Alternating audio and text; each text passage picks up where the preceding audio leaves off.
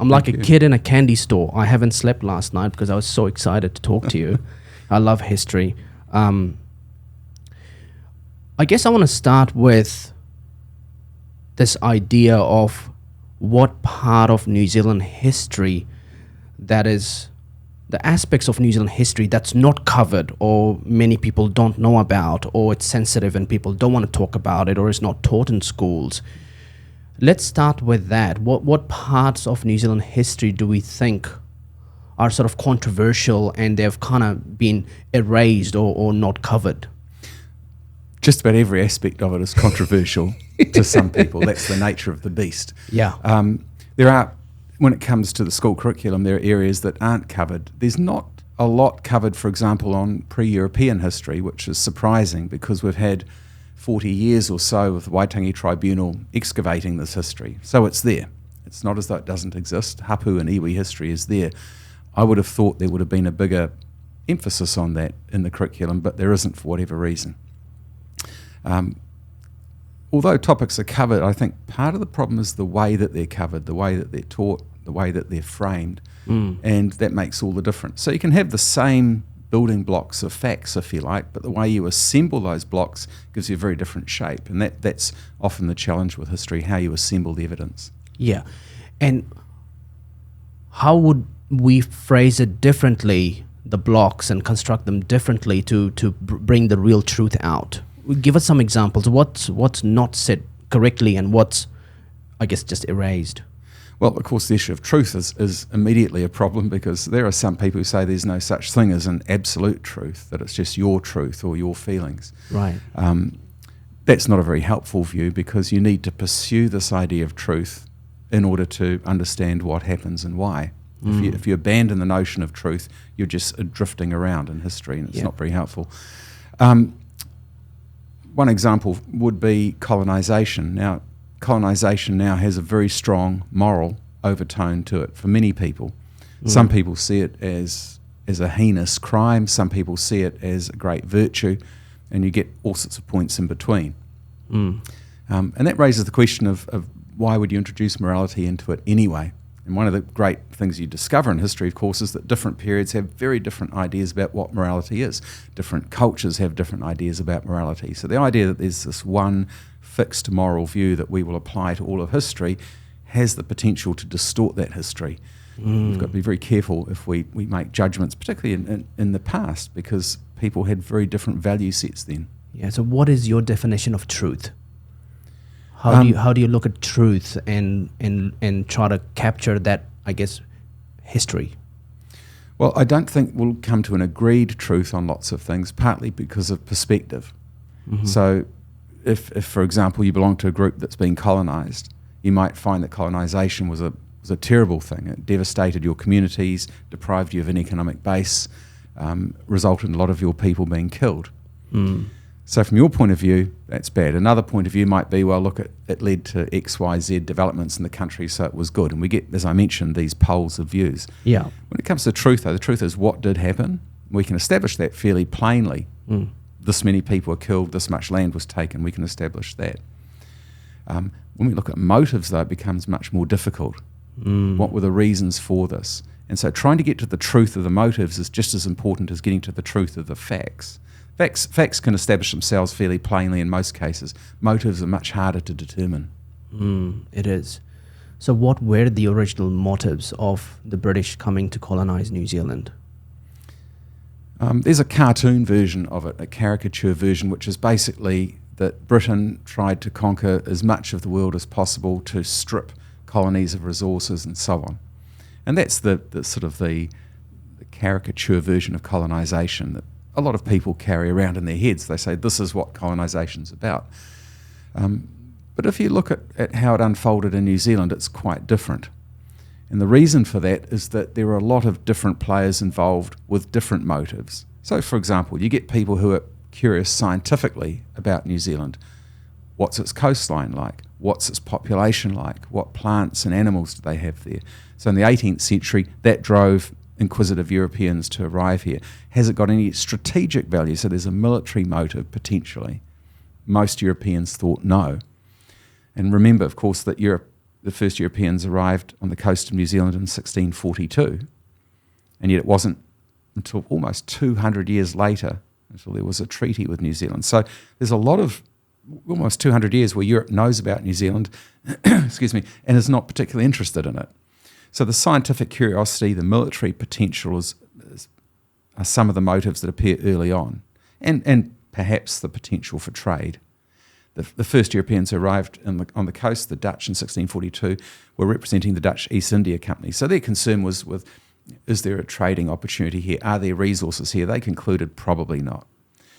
Then you get into the 19th century and you get other motives popping up on top of these. So you've got humanitarian motives. Various missionary groups are saying, well, this is a place where we can convert people. By the 1830s, you get some missionary groups saying we don't want further European colonisation because it's harming the indigenous population. So you even get European groups saying we don't want the country to be colonised.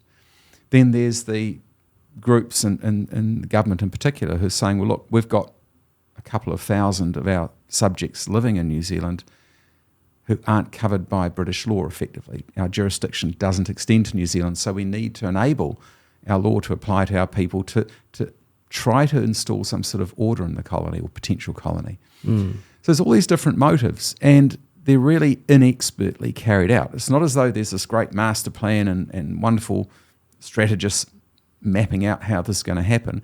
It's a case like most things in our lives where different circumstances that we don't anticipate bump together, and collectively they force this momentum for colonisation. So it wasn't planned, the motives were varied and they were contradictory, and it makes it for a very complex representation of what colonisation is. Yeah. So in the first interactions between the Europeans, let's say the British and the Maori people, after the British arrived here, what were the interactions like for those years before there was, I guess, the move made by the New Zealand company to establish New Zealand as a sovereign state, and which led to the Treaty of Waitangi? The first European encounters back in 1642 with the Dutch, and although the Dutch never landed on New Zealand shores, they had an unfortunate encounter with one particular hapu which involved a number of people being killed. And they sailed off describing New Zealand as being occupied by savages. That was the common phrase that was used at the time. When Cook arrived in 1769, he had some very positive encounters and some very negative encounters. So he'd killed some Māori, he'd been welcomed by others. And a lot of this boils down to very different cultures coming into contact for the first time. What are your rules of engagement? What's going to cause offence? You just don't know. Yeah. Neither side knows. So inevitably there are going to be these clashes. And this sort of pattern is repeated around the world when it comes to colonisation, that sometimes it's malice on behalf of the coloniser, but a lot of times it's just plain ignorance. They're not aware of different cultures responding differently to them. They presume everyone's going to have roughly the same reaction that a European would. And if they don't, there's something wrong with those people. So there's that.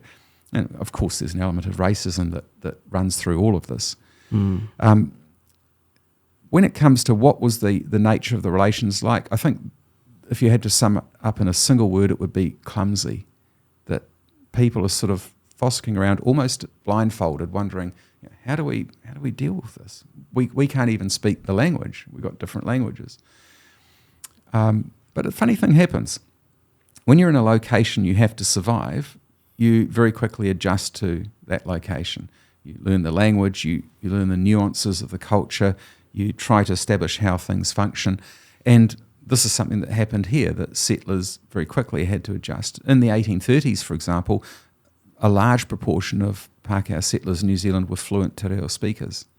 Not because they thought it was a great virtue, but because that was the language of the country. And so you speak the language of the country you're in. If you want to trade, if you want to do business, you want to survive. So these sorts of pressures forced some degree of cooperation, some degree of understanding, but there was a great deal of misunderstanding at the same time. The other thing too, the complexion of settlers varied. So it's not just traders. There are people perhaps who had escaped from New South Wales, former convicts as well, missionaries. You get a broad range of people arriving in the country. And without the firm hand of British law governing them, some of these people went out of control. So parts of New Zealand by the 1830s had become particularly lawless, especially the Bay of Islands. British law didn't apply. Māori governed their own communities but weren't particularly interested in governing Europeans. So there's a gap there. Who governs you? No one. What's the rules? Well, if I can get away with it, that's the rule. And so there was a state, not quite anarchy, but certainly a great deal of lawlessness. Wow, that's fascinating. So how did the Maori people govern? What was their history? They've been in New Zealand since the 1300s. How did they govern their communities, and what was their social structures were like, economic structures were like? What was life like for them? Well, obviously, we're talking about a Polynesian group. I think the first point to make, which is quite important, is New Zealand was deliberately settled by Polynesians. And for a long time, it was hard for some people to accept that fact. So you get some scholars in the 19th and in the 20th century saying that the reason why New Zealand had an indigenous population was accidental, that what happened, some Polynesians were out fishing one day, they got caught in a storm, blowing several thousand kilometres across the Pacific Ocean, and then landed in New Zealand by chance, and then set up a society. Now, that's a lot of fishing vessels that have to be blown off course in storms. You have to question why would these communities send out vessels in storms. But even if that was true, there's one major problem, of course, is that most Polynesian societies, only men went fishing. So even if they did blow off course and get sent several thousand kilometres across the sea, they're not going to reproduce as a community. So it took a while for some people to accept that this was a deliberate planned migration. And it was migration that lasted roughly for about 200 years. Wow. So vessels were going back and forward across thousands of kilometres of ocean. It was a major undertaking at a time when in Europe navigation wasn't nearly as well developed. Wow. One of the sad things about that, of course, is that for some reason that we don't know, the migration stopped around 1300, 1350, and the knowledge of that migration was largely lost. So there have been attempts to reconstruct it, but they haven't been completely successful. So this is an intentional community. We don't know why it started. You can speculate, trouble at home, overpopulation, wars, whatever, but it was intentionally settled, and that at a certain point, after about 200 years of going back and forward, the migration stopped. And then, in a way, New Zealand becomes almost hermetically sealed off from the rest of the world.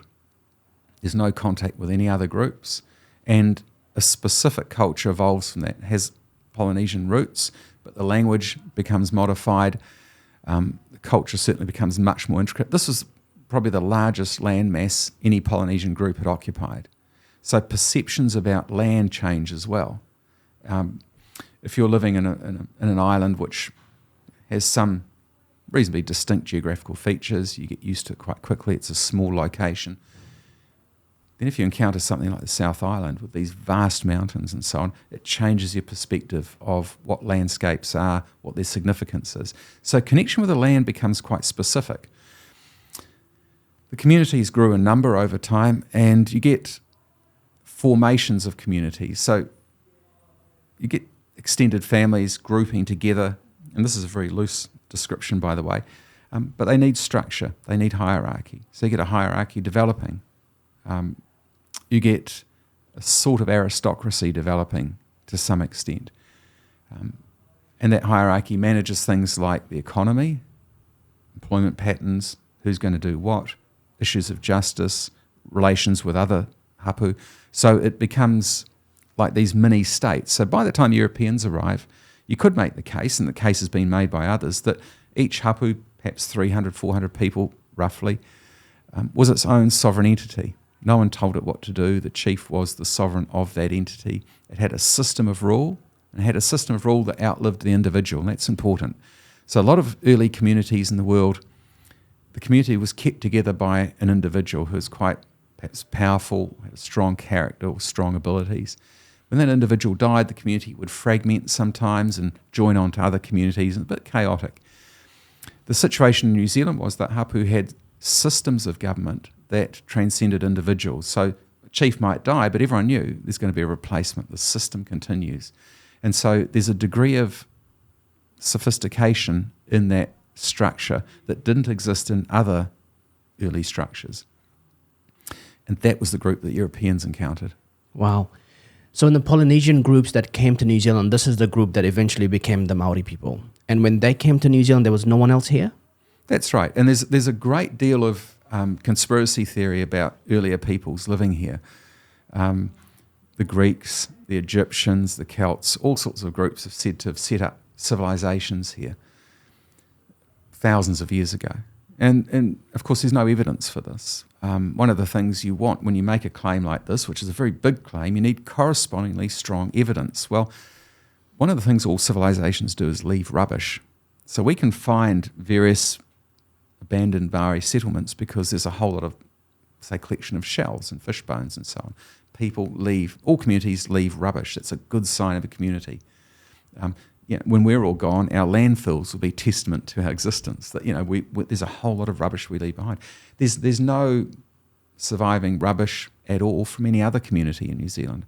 So even on little things like that, let alone linguistic traits of overlap. So if you've got communities that overlap with each other, there's sometimes a bit of linguistic flow on back and forward. There's none of that.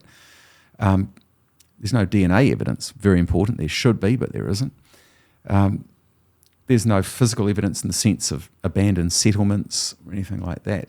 There's no artistic evidence that Maori art and fine arts were influenced by these other cultures. So the idea of ancient cultures living here is easily disproved. Yeah. There's a secondary theory, though, that the Europeans arrived much earlier, so perhaps in the 15th or 16th centuries. And every now and then there's a bit of shipwreck that gets uncovered from a sand dune somewhere, and someone dates it to 1700, before Cook arrived, maybe earlier. They say, here's proof that Europeans arrived before Cook, who's regarded as the first European we know of who actually set foot on New Zealand soil. The problem with that, of course, is that ships recycled wood. So the ship might have bits of wood that's 100 years old. So a ship that arrived in 1850 could have wood from 1750 in it. And if it got wrecked, if you date the wood, it might say around 1750, people jump to the conclusion, it's probably from a later ship. Also, there are records in Europe. When you lose a ship, that's a big deal. That's a huge amount of money invested in this big capital item. So there will be a record if a ship's lost. So a ship went to the South Pacific in the vicinity of New Zealand and it disappears. Well, where are the records back in Spain or Britain to show this is the ship that disappeared? And those records don't exist, and they should. So the two theories, the ancient civilization and then the earlier European arrival, the problems with them are the lack of evidence.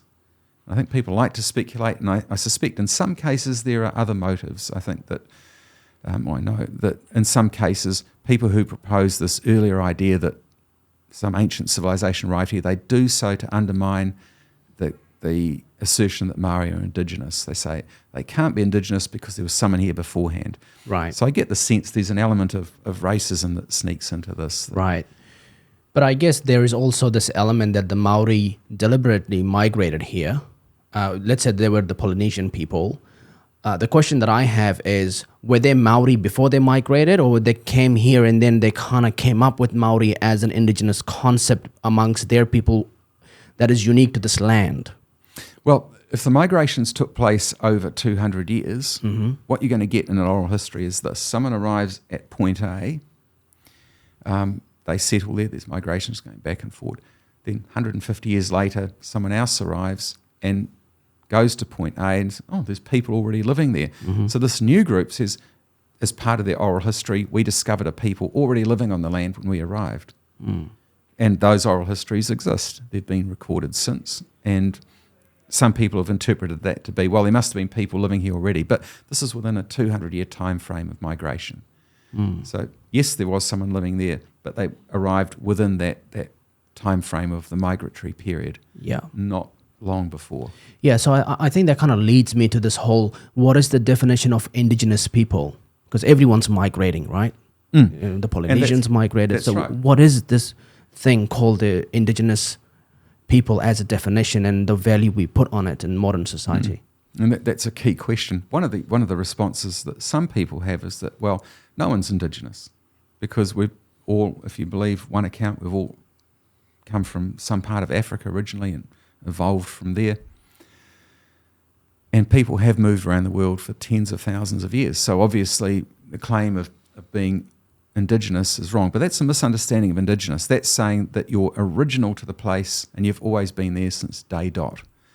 Now, in that case, there'd be no such thing as Indigenous because everyone's moved around and so on. But what Indigenous really means is that you're the first group that lived in the place.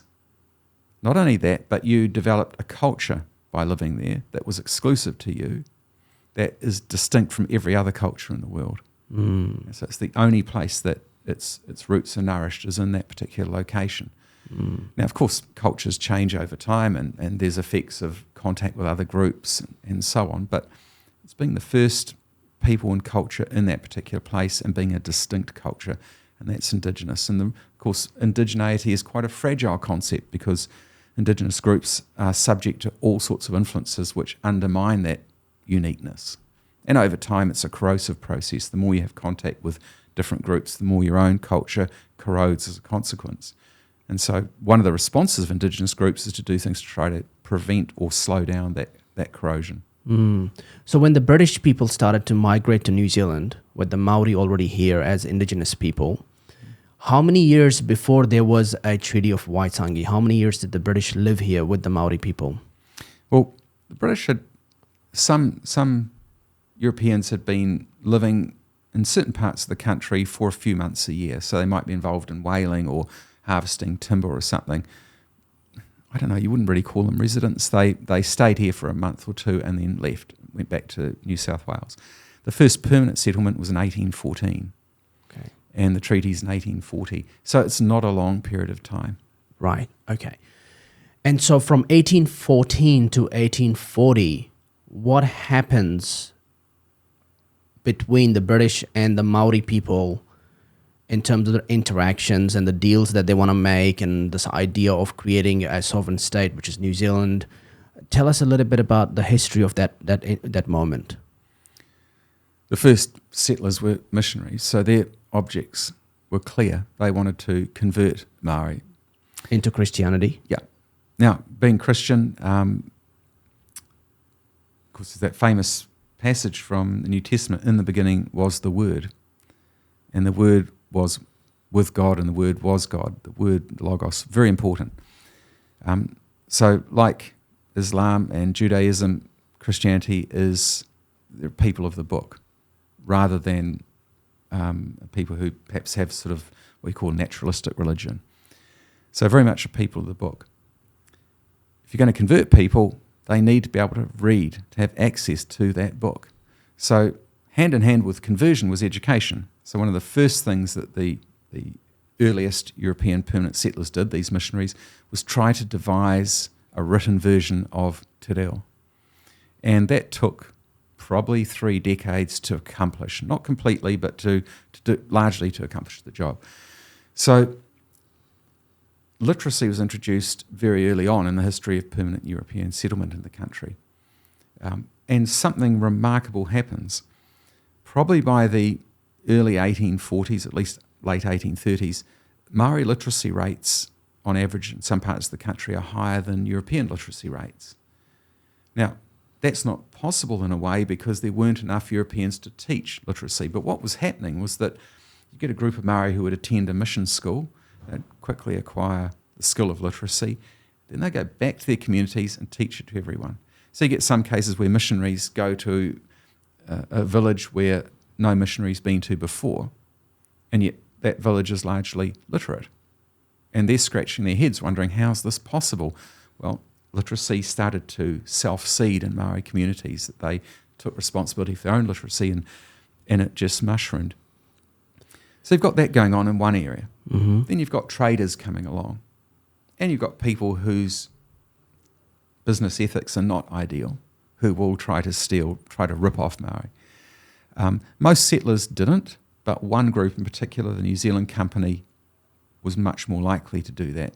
They had this appetite for land, and it was an appetite that grew with the eating. The more they acquired, the more they wanted. And they cut corners when it came to dealing with Māori. They would not make payments. The famous stories about someone got a box of nails or an axe for 100 acres of land. The New Zealand company was involved in transactions similar to that. So there's that force. Then there's British officials in New South Wales looking on saying something needs to be done. And the European population is growing slowly. In the early 1830s, probably 200 or 300 permanent settlers, not huge, based almost exclusively in the Bay of Islands. So the Māori had no issues with early settlers that came in to be missionaries and teach Christianity. They didn't have a religion. They were just... They had religious beliefs for sure. Did they? The religion, definition of religion is quite elastic at this point. So one argument is that most people, practically everyone, has some experience of the transcendent, some experience that there's something beyond just the material world. Most people have a sense of that. And that manifests itself in various ways. There were some Māori who adopted Christianity, some who saw the benefits of working with Europeans and became sort of token Christians, as it were, some who maintained traditional beliefs. So there's a whole spectrum of what Māori felt about it. But one of the key points, of course, of the economic side of this is that by the 1820s, Māori were selling huge amounts of food to New South Wales, particularly Sydney. And so it was in their interest to have good contacts and good relations with Europeans because that was the conduit to get the trade going. And this really was in things like potatoes and pork, timber. And the production by the 1830s, was almost on an industrial scale. So these aren't sort of cottage industries where a small Māori community has a little garden and they'll sell some produce. This is, in some cases, involving hundreds of workers working full-time, harvesting food, growing and harvesting food to export to Australia. So business was a big driver. And the British thought, well, look, British had a colony in New South Wales. Things are going quite well with New Zealand. We've got the indigenous population with whom we're trading. They're supplying a lot of food to our colony. There's a few troublesome Europeans living there, but that's life. There was no real incentive to hurry up and colonise New Zealand and have a formal relationship with it and claim it as part of the British Empire because there was no need. And one of the things that drove most imperial expansion, particularly among, say, the British and earlier the Dutch, was commerce. It's a bit different with the Spanish and Portuguese, and their approach was far more vicious when it came to colonisation. We're talking about mass murder, genocide. But with the British and the Dutch, what drove colonisation ultimately at a state level, it was trade. If we can profit from going to a place, we'll go there. If we can't, we won't. And that explains, in a way, the hesitancy with New Zealand. Yes, there was some trade with New South Wales, but overall, New Zealand was not great in the sense of its commercial value to the empire. And so British Empire is quite reluctant to intervene. Okay. So who created the New Zealand company? Who's behind the New Zealand company that was sort of, cutting corners with the Māori, not making payments and trying to do trade or, acquire more land? That was Edward Gibbon Wakefield was the principal architect of the company, a person who actually ended up in jail for kidnapping earlier on in his life. And he came up with this idea of what he calls systematic colonisation. If you look at the way immigrants move from one country to another, and it's the same today, they move either individually or with their family members.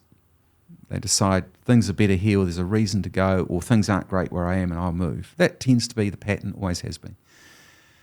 Wakefield said, no, we need this to be more systematic. This is an inefficient way. We need to have somewhere on earth where we can acquire land relatively inexpensively and then transport tens of thousands of people there and sell that land and make abundant profits. And New Zealand was the target of enterprises. They tried to get official approval for it, to get a royal charter. That failed, but they went ahead regardless. So there's a company that basically has shareholders.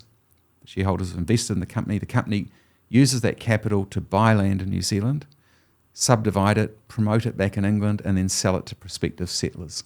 And it's a great business model because no one's regulating it. It's frontier capitalism. And the British government were becoming increasingly anxious about this because they knew of Wakefield's personal character, which was far from ideal.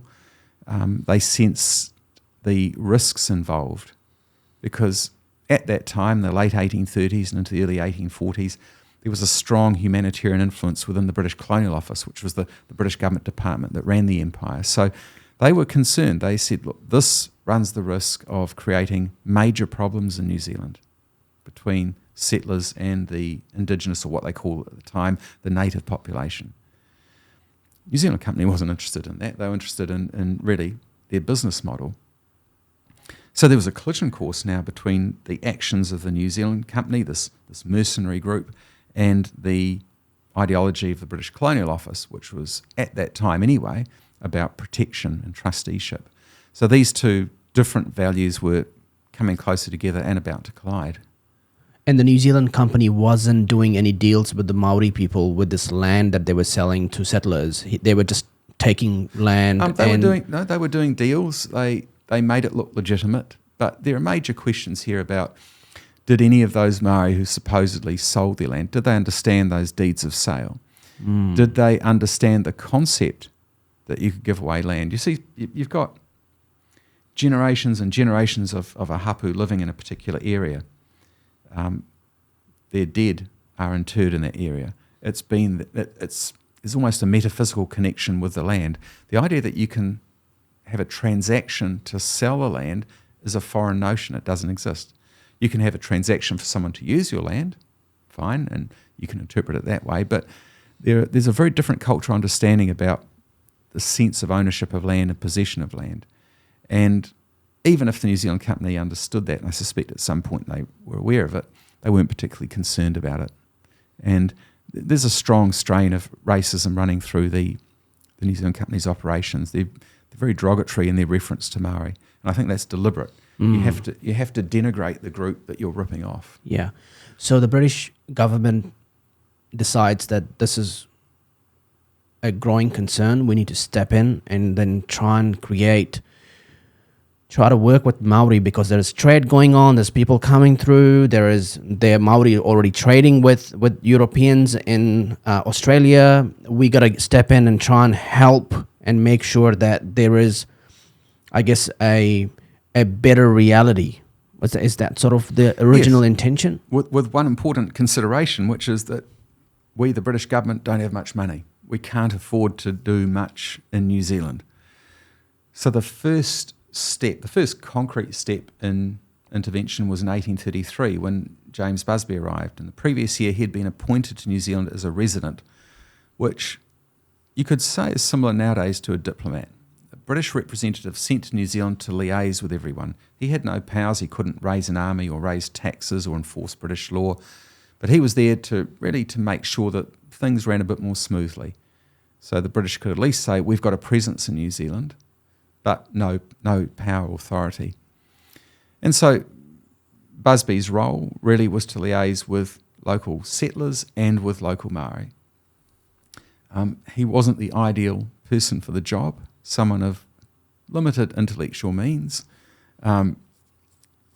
someone who had a very high opinion of himself. And that's always an interesting combination.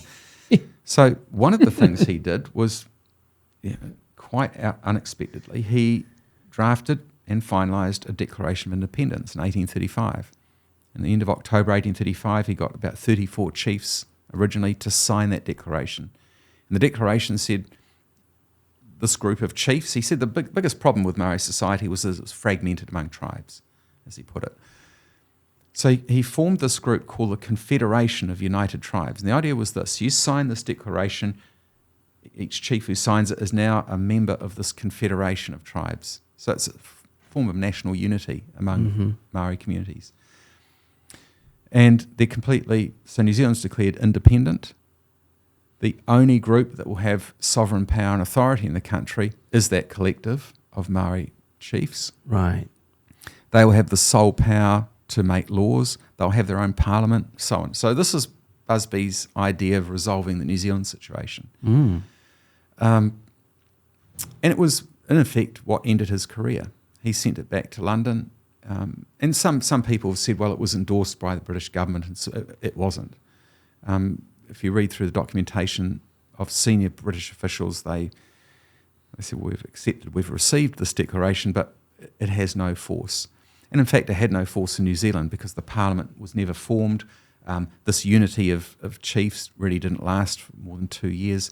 So it exists on paper, but at the time, there wasn't much in the way of implementation.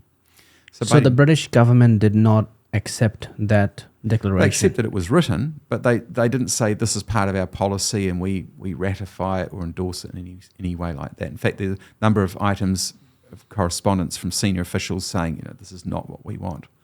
And including officials in New South Wales who rubbished the idea. So what is it they wanted at that time when that idea was put forward? Well, the problem was this was really Busby's idea. He had no formal approval to implement this or to initiate. So here's an official at the end of the world, pretty isolated, and he comes up with a solution. He came up with other solutions. He tried to establish a sort of a de facto court system in New Zealand, which would have juries 50% Māori, 50% Pākehā in them. He tried to implement bans on alcohol. So he was experimenting, pushing the boundaries of his authority, and the Declaration of Independence was one of those experiments. And it really didn't work in New Zealand. Its failure, in a sense, is what led to a treaty, because the British said, look, this has been tried, it hasn't worked, we need something more substantial. So by 1836, 1837, there's discussion in the British government among officials about a treaty. The problem is, though, the treaty means commitment, and it means cost and expenditure and setting up a whole government in a place where there's no financial reason for that. So there's real hesitancy at the same time. Right. But isn't that what the Māori are fighting today to want? I guess their own country and their own government, and we've had the Māori Health Authority, and wouldn't that been the best thing to have be done from? Just I'm interested in your perspective. Wouldn't that be the best thing to kind of create a government that was governed by the people who migrated there over 150 years? They've lived there for many years. They're already trading. It's starting to take off by the sound of it, right? Wouldn't that have been the best outcome for New Zealand, or was the treaty a better outcome? I guess what you're saying is there were officials in the UK, in the British government, saying, well, actually the treaty is what we want. We don't want. Yeah, and it gets messy because there's politicians who don't want a treaty. There are politicians who are saying this is a step too far. We don't need it. New Zealand's a long way away. It's trivial. We don't need the hassle. There are some officials who feel that. There are other officials who say, well, actually, a treaty is the best way to protect the Indigenous group. Right. So even within the British government, there's no clear strategy or master plan or policy. It's really people discussing things, and it's very, very important that we realise this is not a major consideration for officials. Officials don't go to work on Monday morning thinking, how are we going to solve the New Zealand problem? It's a trivial consideration compared to the entirety of the empire. Okay. So if you look at what's going on in India, which is involving tens of thousands of people, and you look at other parts of the empire where there are troops stationed and so on, New Zealand just barely registers. So it doesn't get a lot of attention from officials, doesn't get a lot of consideration. Yeah. As far as what would be best for Hapu at the time. And the British has lost the war with the colonies in America. Yep. And, and they have some really good experience. Yeah. Jeremy Bentham, one of the great philosophers in the late 18th, early 19th centuries in England, wrote a pamphlet called Liberate Your Colonies. He was, like many intellectuals at the time, saw that colonies were a waste. They didn't achieve what they meant to achieve. And there was a sentiment within parts of the Colonial Office. Bentham was quite a big influence on British policy. One of the ideas that pops up at this time is this idea of trusteeship. Jeremy Bentham and later John Stuart Mill favoured this. And again, it had influence on policy. And the idea is this. If we have an interest in a colony or potential colony, we will stay there, we the British will stay there, and we will govern over the Indigenous population. But the purpose of that is, this is the language they used, until such time as that Indigenous population becomes civilised, then they can govern themselves. So we'll be trustees, we'll have almost a paternal role, we'll nurture these savages and barbarians, as they were called, until they become civilised. And once they're civilised, then they can govern themselves. And we will relinquish a lot of our interests in the colony. That was a philosophy that captured people's imagination in the 30s, 1840s. It faded out later on, but for that time it was quite significant. And so you get that in the treaty. The instructions written for the treaty in 1839 talk about this establishment of a government department called the Protective Aborigines. So the Aborigine, or the indigenous people in New Zealand, will be protected by the state. It's not about conquest and territorial acquisition and dominance. It's really about involvement and protection, and also British jurisdiction. So Busby's failure at his declaration, in a sense, led to the British government thinking we need a more workable settlement. When it comes to the issue you raised about what would have served Māori best, I think that's an impossible question to answer. The reason is that if you want to know what served Māori best, it's what they did. In other words, everyone's the architect of their own future, and insofar as you make decisions about what you think is best for me, and you live with the consequences. As it stood, the hapu remained sovereign. So, and the British acknowledged this, that New Zealand wasn't a single sovereign state. It was a collection of individual sovereign states. So each hapu was its own sovereign entity. Similar to the United Arab Emirates, which is where I'm from. Yes. So it had different emirates. Yeah. And they had their own indigenous people, and then they were united in 1971. And that's the stage. That's the key stage. So by 1839, when plans for the treaty being finalised in Britain, New Zealand was not united. These sovereign entities were still separate. Now, they're the same ethnic group, they're the same culture, roughly the same language. There's variants of dialect around the country, but all who we recognise now as Māori. And that was the European view. Well, they're Māori, they must all be the same. This is how it was seen at the time, until reports were done. 1837, one report was done, which emphasised the fact that each hapu was different. So the British decided, if we're going to have a treaty, it won't be with one paramount chief over the country, it'll be with each of these chiefs, because they recognised that sovereignty. In fact, in August 1839, a very famous document, Norman B's instructions for the treaty, says that we recognise Māori sovereignty. The British government's formally recognising Māori sovereignty, but they say, but it's a fragmented form of sovereignty. They call it divided among the phrases petty tribes. So there's different tribes that each have their own sovereignty. That was acknowledged by the British in 1839, and as a precursor to the treaty, that the requirement was implicit that there has to be consent from all these chiefs for the treaty to work.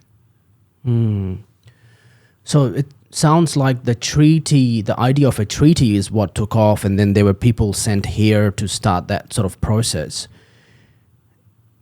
Who was on board and who wasn't on board in terms of the chiefs and all these different, I guess, individual groups that were not united came on board? Can you tell us a little bit about that process? And also, did all the chiefs that liked Busby's idea around that declaration, did they also come on board? How much of all of that conversation was kind of all joined together in the treaty, or was the treaty was like it's like let's start fresh kind of thing? Yeah. You could make the case that the Declaration of Independence, for those few chiefs that signed it, was the first experience of signing a constitutional document with a foreign power. Now, it came to nothing. It was largely rejected by 1837. You don't see chiefs at all pushing for this declaration to keep going. And in fact, you're right, a lot of those chiefs who signed the declaration later signed the treaty. And for them, it carried much more weight because, in a sense, it was a different set of relationships being established in the treaty from what the declaration promised. So to sign the treaty is, to some extent, to repudiate the declaration, to say, well, that doesn't count. But for most chiefs, that wasn't a problem who'd signed the declaration, because the declaration never came to fruition anyway, that Parliament never met. There's never any law-making exercise undertaken. Busby's power became increasingly weak, and everyone saw that. So you arrive in 1840, and the chiefs, I think, are in a very difficult position, because throughout the country, when this treaty is written, first in February, and then for several months as it's toured around the country, there's no real experience of a treaty beforehand. There's no actual knowledge of what a treaty is. There's no knowledge of what the power of a governor is.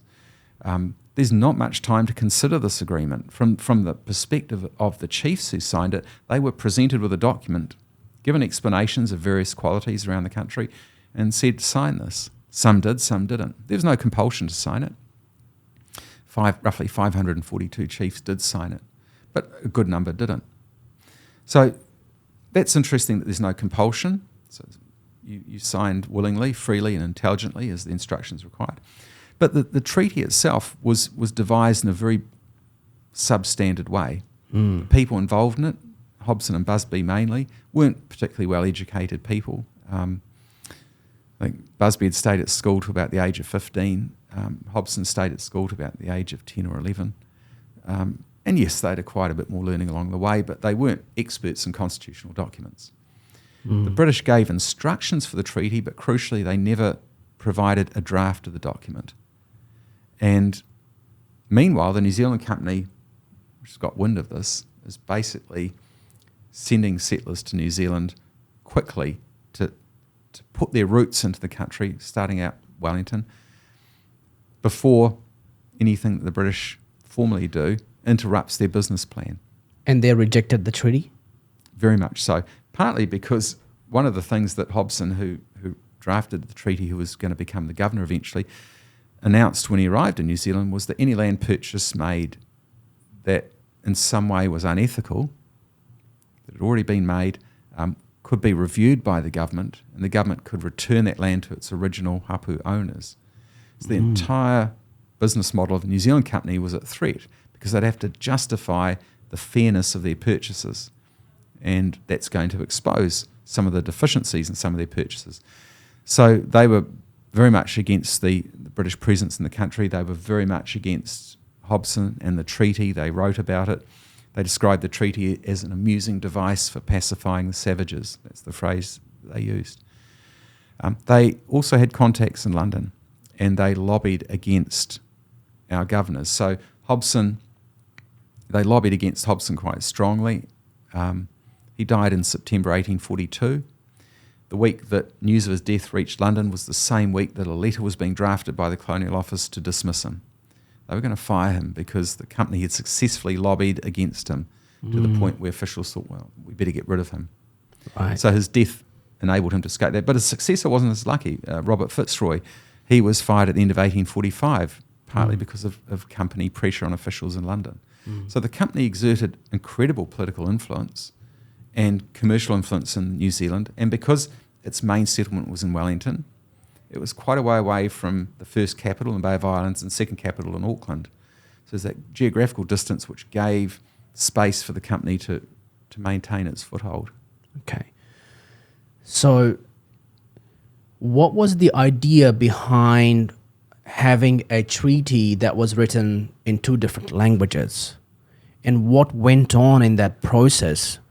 So we end up now 150 years odd. There's disputes about that and understanding around that. There are principles to try and understand it better, and now we have bills to try and rewrite the principles, and everyone's just gone off.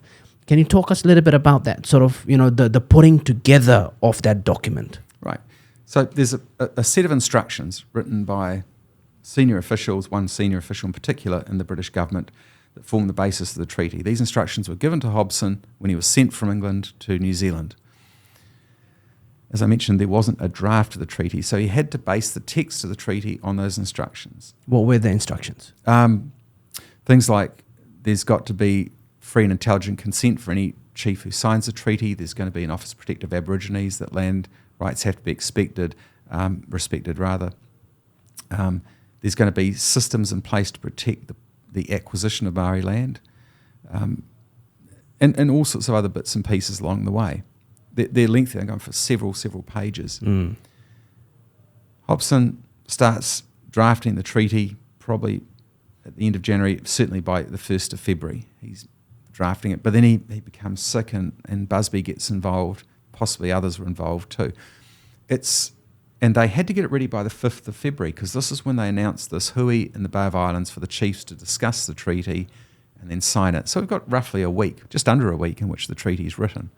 So here's this major document that's going to condense this large set of instructions into a treaty, and it's written by two people who aren't expert at it within a week, or less than a week.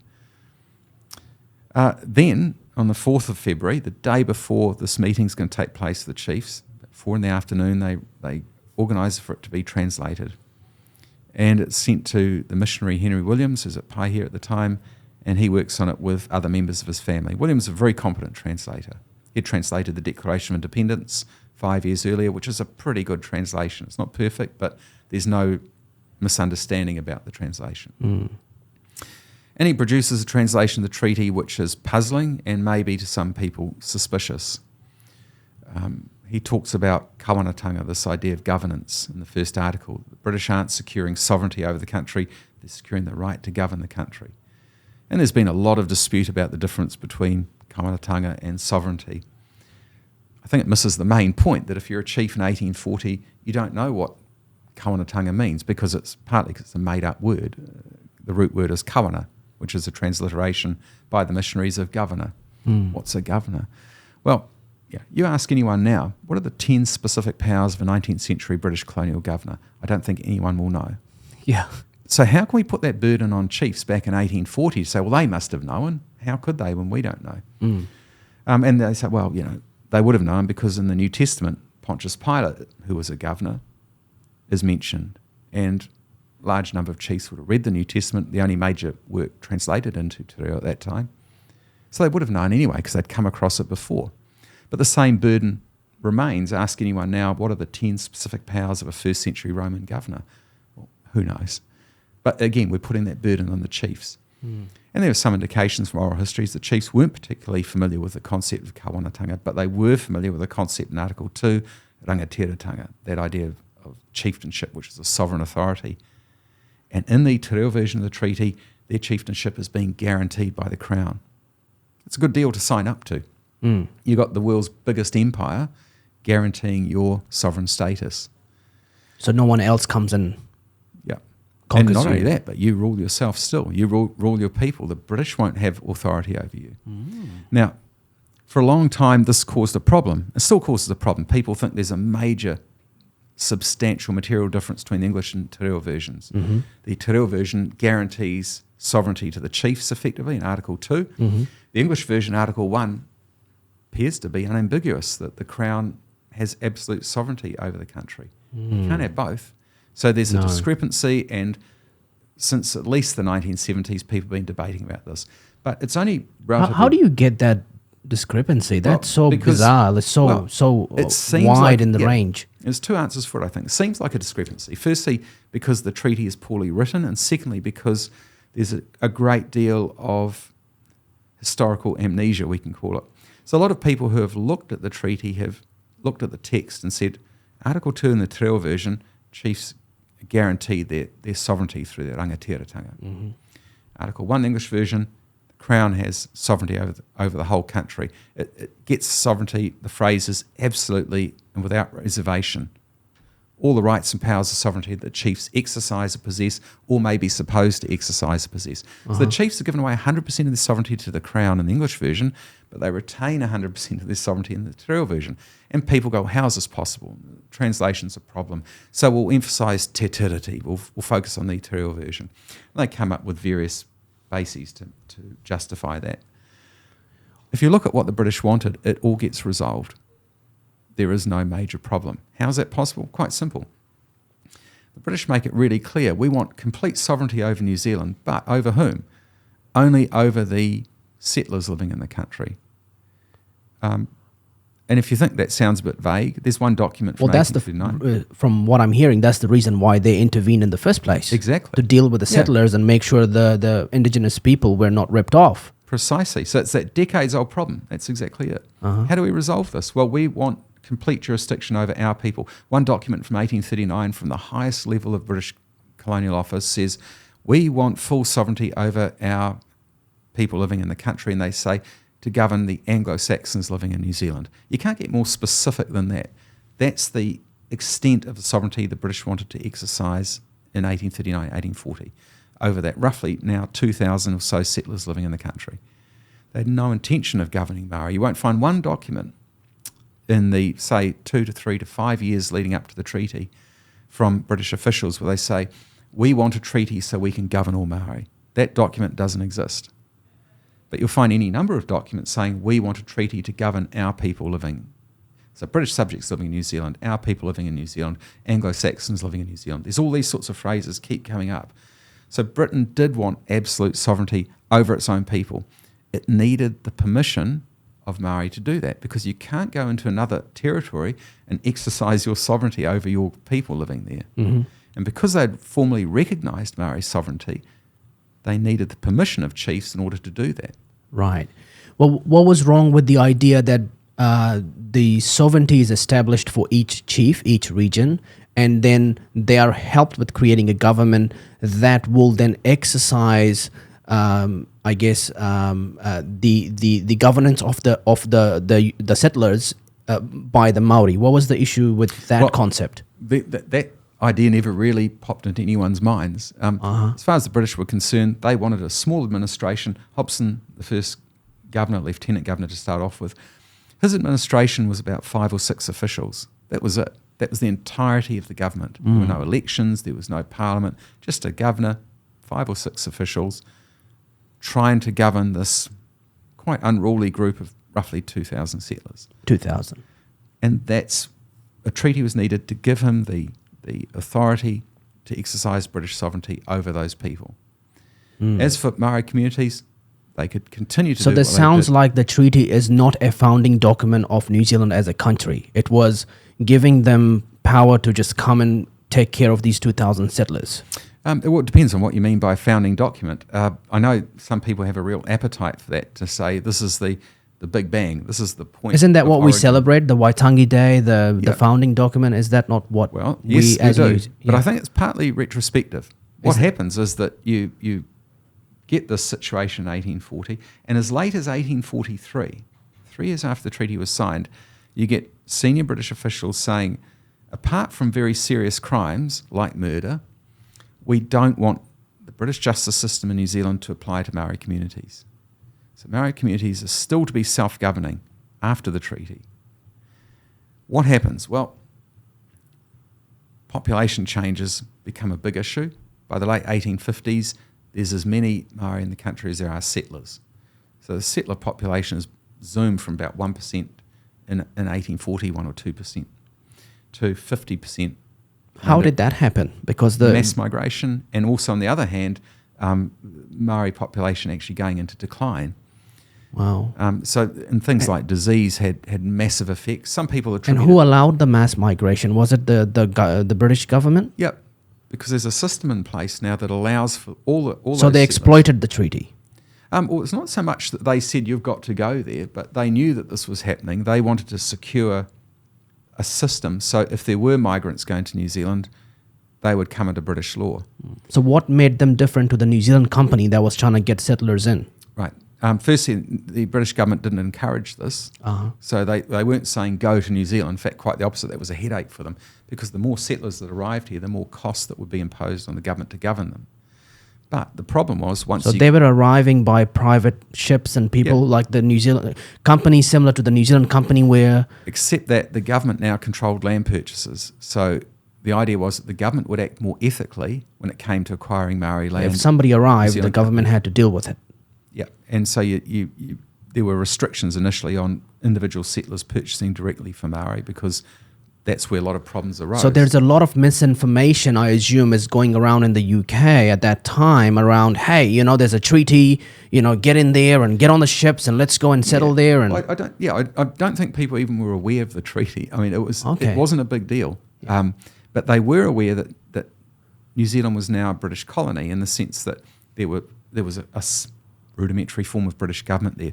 What that means is when you go to a territory where there is a British government in place, there are certain securities you have that as you a don't British have citizen. beforehand as a settler. Oh, yeah, right. So things about security of land tenure. Interesting. I've seen some examples of land purchases in the 1830s, and they're really dubious. And who's going to enforce it? If you've purchased a piece of land from a chief and you think you don't know who's signed that agreement.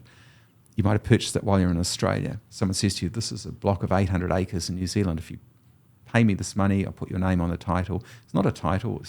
There's no way to register titles. There's no precise measurements. There's no surveying. There's no guarantee. It's high risk, very dubious. So the British government establishes systems, and systems are attractive because they give people security. So if you're thinking about leaving your dreary life in the UK and starting out in New Zealand, in 1830 there's high risks in doing that. By the 1840s, those risks are reduced. There's still the risk of making a living out of the land, but you get security of land tenure. You know that there's sort of rudimentary law and order in place. Yeah. So the treaty is signed. The government offices are established to, govern their jurisdiction, their people, the 2,000.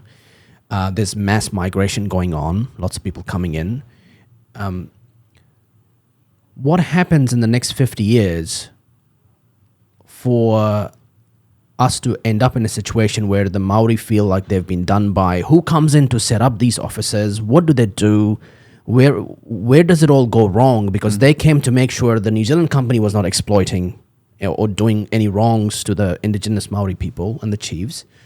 But it sounds like the way the British went about establishing a sovereign state here, or their offices, a lot of things went wrong. A lot of things evolved, and this is the key thing. One of the great strengths of the empire was that it didn't have a master plan.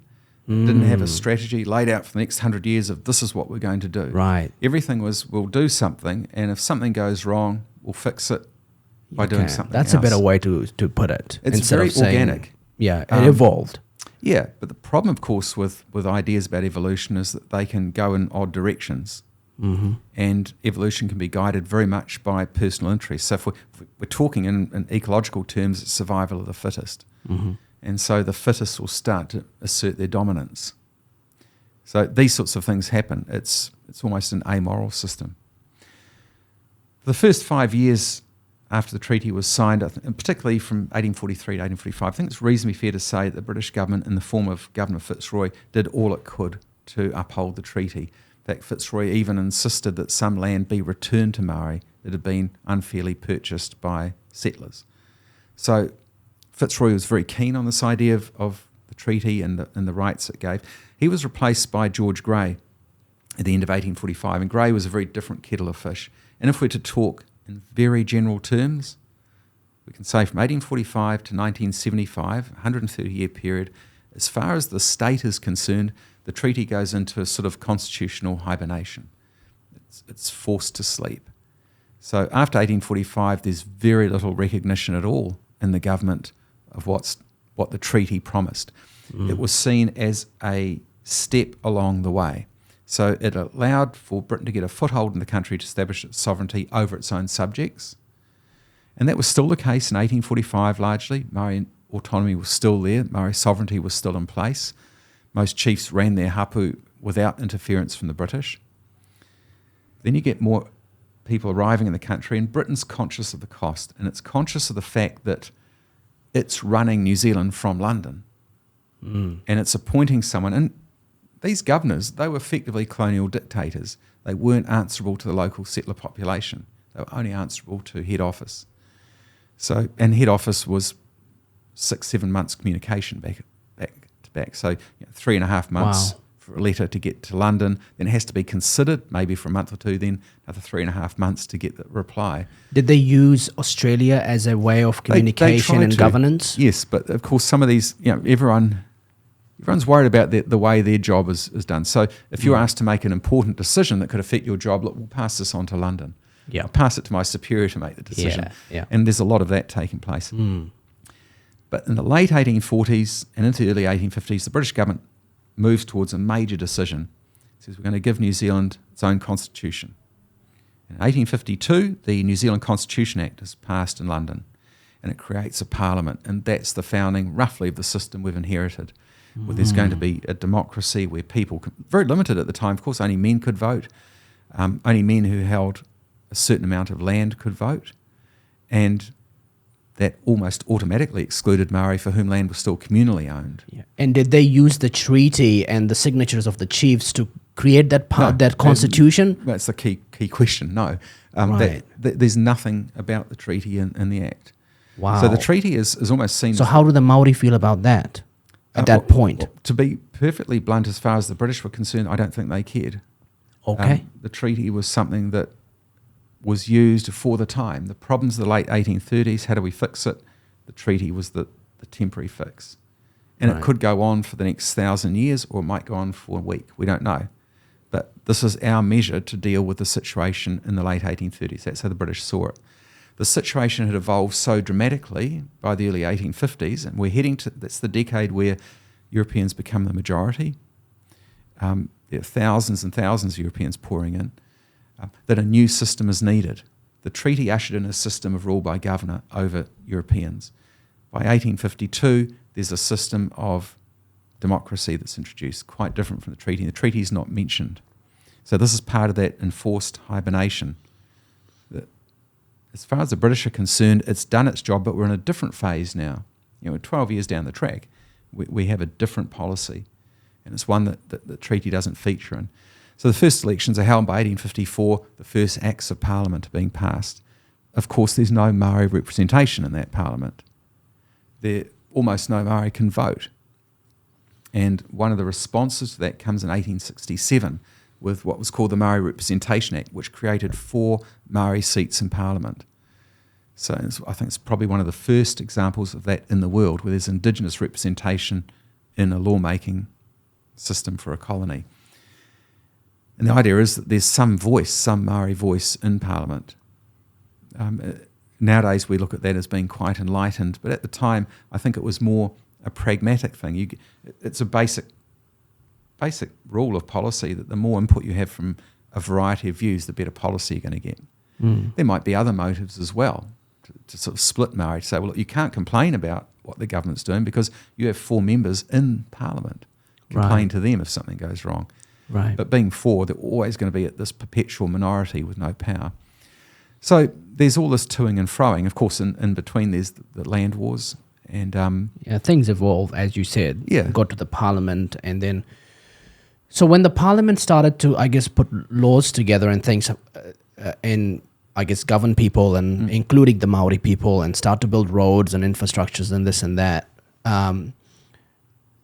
did that cause a lot of issues with local Māori chiefs and the people? And well, one of the problems is Māori are being legislated for by the government without having any input into the process. And that's a fundamental injustice. Okay. For any group. Okay. If you have a parliament that makes laws for you, but you really don't have any say in what constitutes that parliament, you're in a very difficult position. And politicians know that. Why? But what's wrong with Māori people being elected and running to be elected? Well, it's a free world. Yeah, it is, except that the Constitution Act said that you had to own land to vote. And Māori only, at that time. And Māori only owned land communally, not individually. So most of the voters were British settlers. Almost all of them, yeah, because unless you had individual title to your land, you were excluded from voting. Right. And Māori didn't have that. It was their land through inheritance, and they had a right to it as sovereign. They had sovereignty over their own land. But they didn't have the actual title. It was collectively held by the hapu. So how long does this go on until the Māori start to, I guess, have a bit of a say in the policies and parliament? Well, here's the catch. If you want to be able to vote, you have to convert your land into private ownership. So here's a community of 300 or 400 people. Let's put it into private ownership. Let's divide it up into 10 blocks. 10 of the most senior people in that community own a tenth each. And they probably get voting rights. The men can. Great. Not many votes. But what happens if one of them decides, I want to sell my land? Then the hapu's land starts to fragment.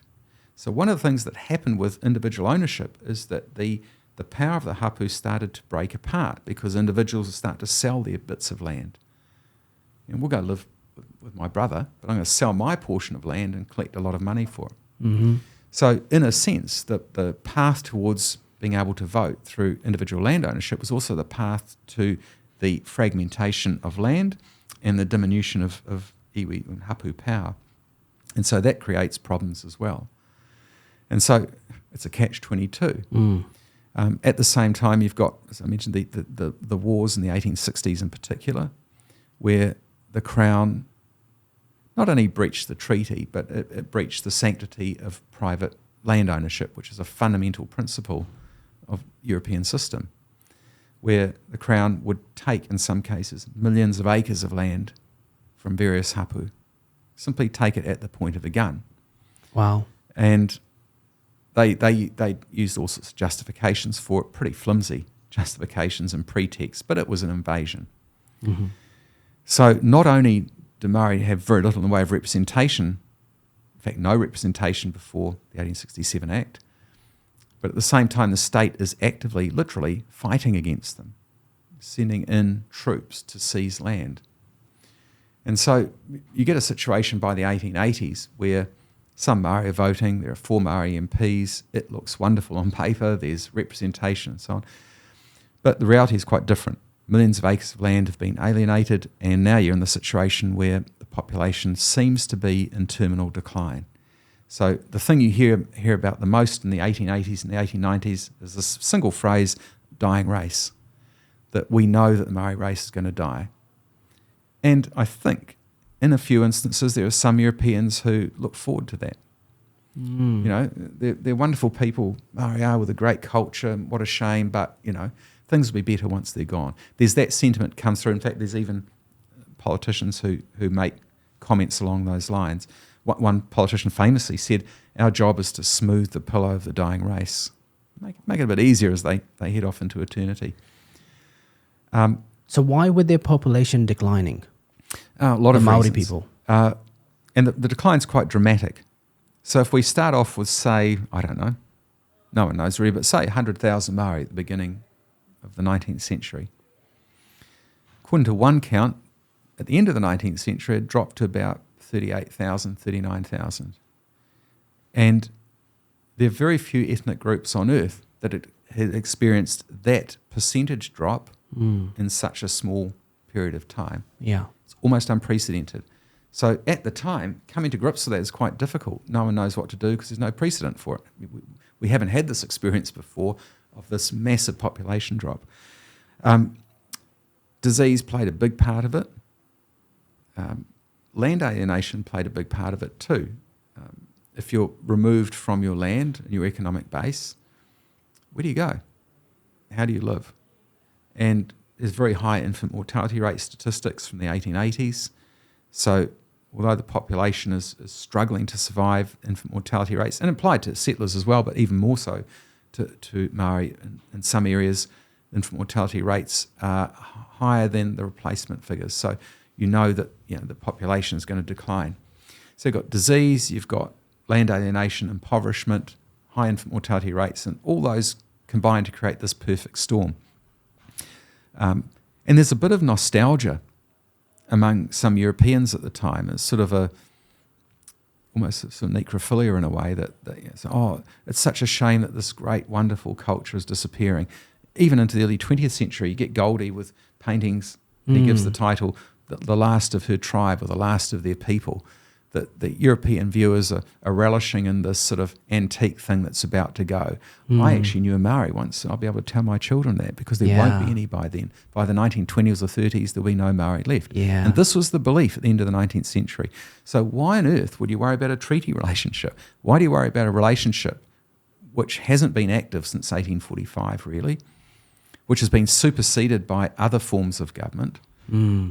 And even if you did want to revive it in the 1890s, it would be with a group that's about to disappear anyway. What's the point? So it's a low watermark, I suppose, the turn of the 20th century, that if you want to have as little interest as possible in the treaty, that's the period, because there's no logical reason why you would. And in the intervening 60 years since the treaty was signed, British sovereignty has crept into the country. There are only a few remote outposts. Maybe parts of Northland in 1898, there was what's called a dog tax war, where British sovereignty didn't quite extend to some Māori communities. Maunga Pohatu up until about 1916, where there were independent Māori communities until a police raid.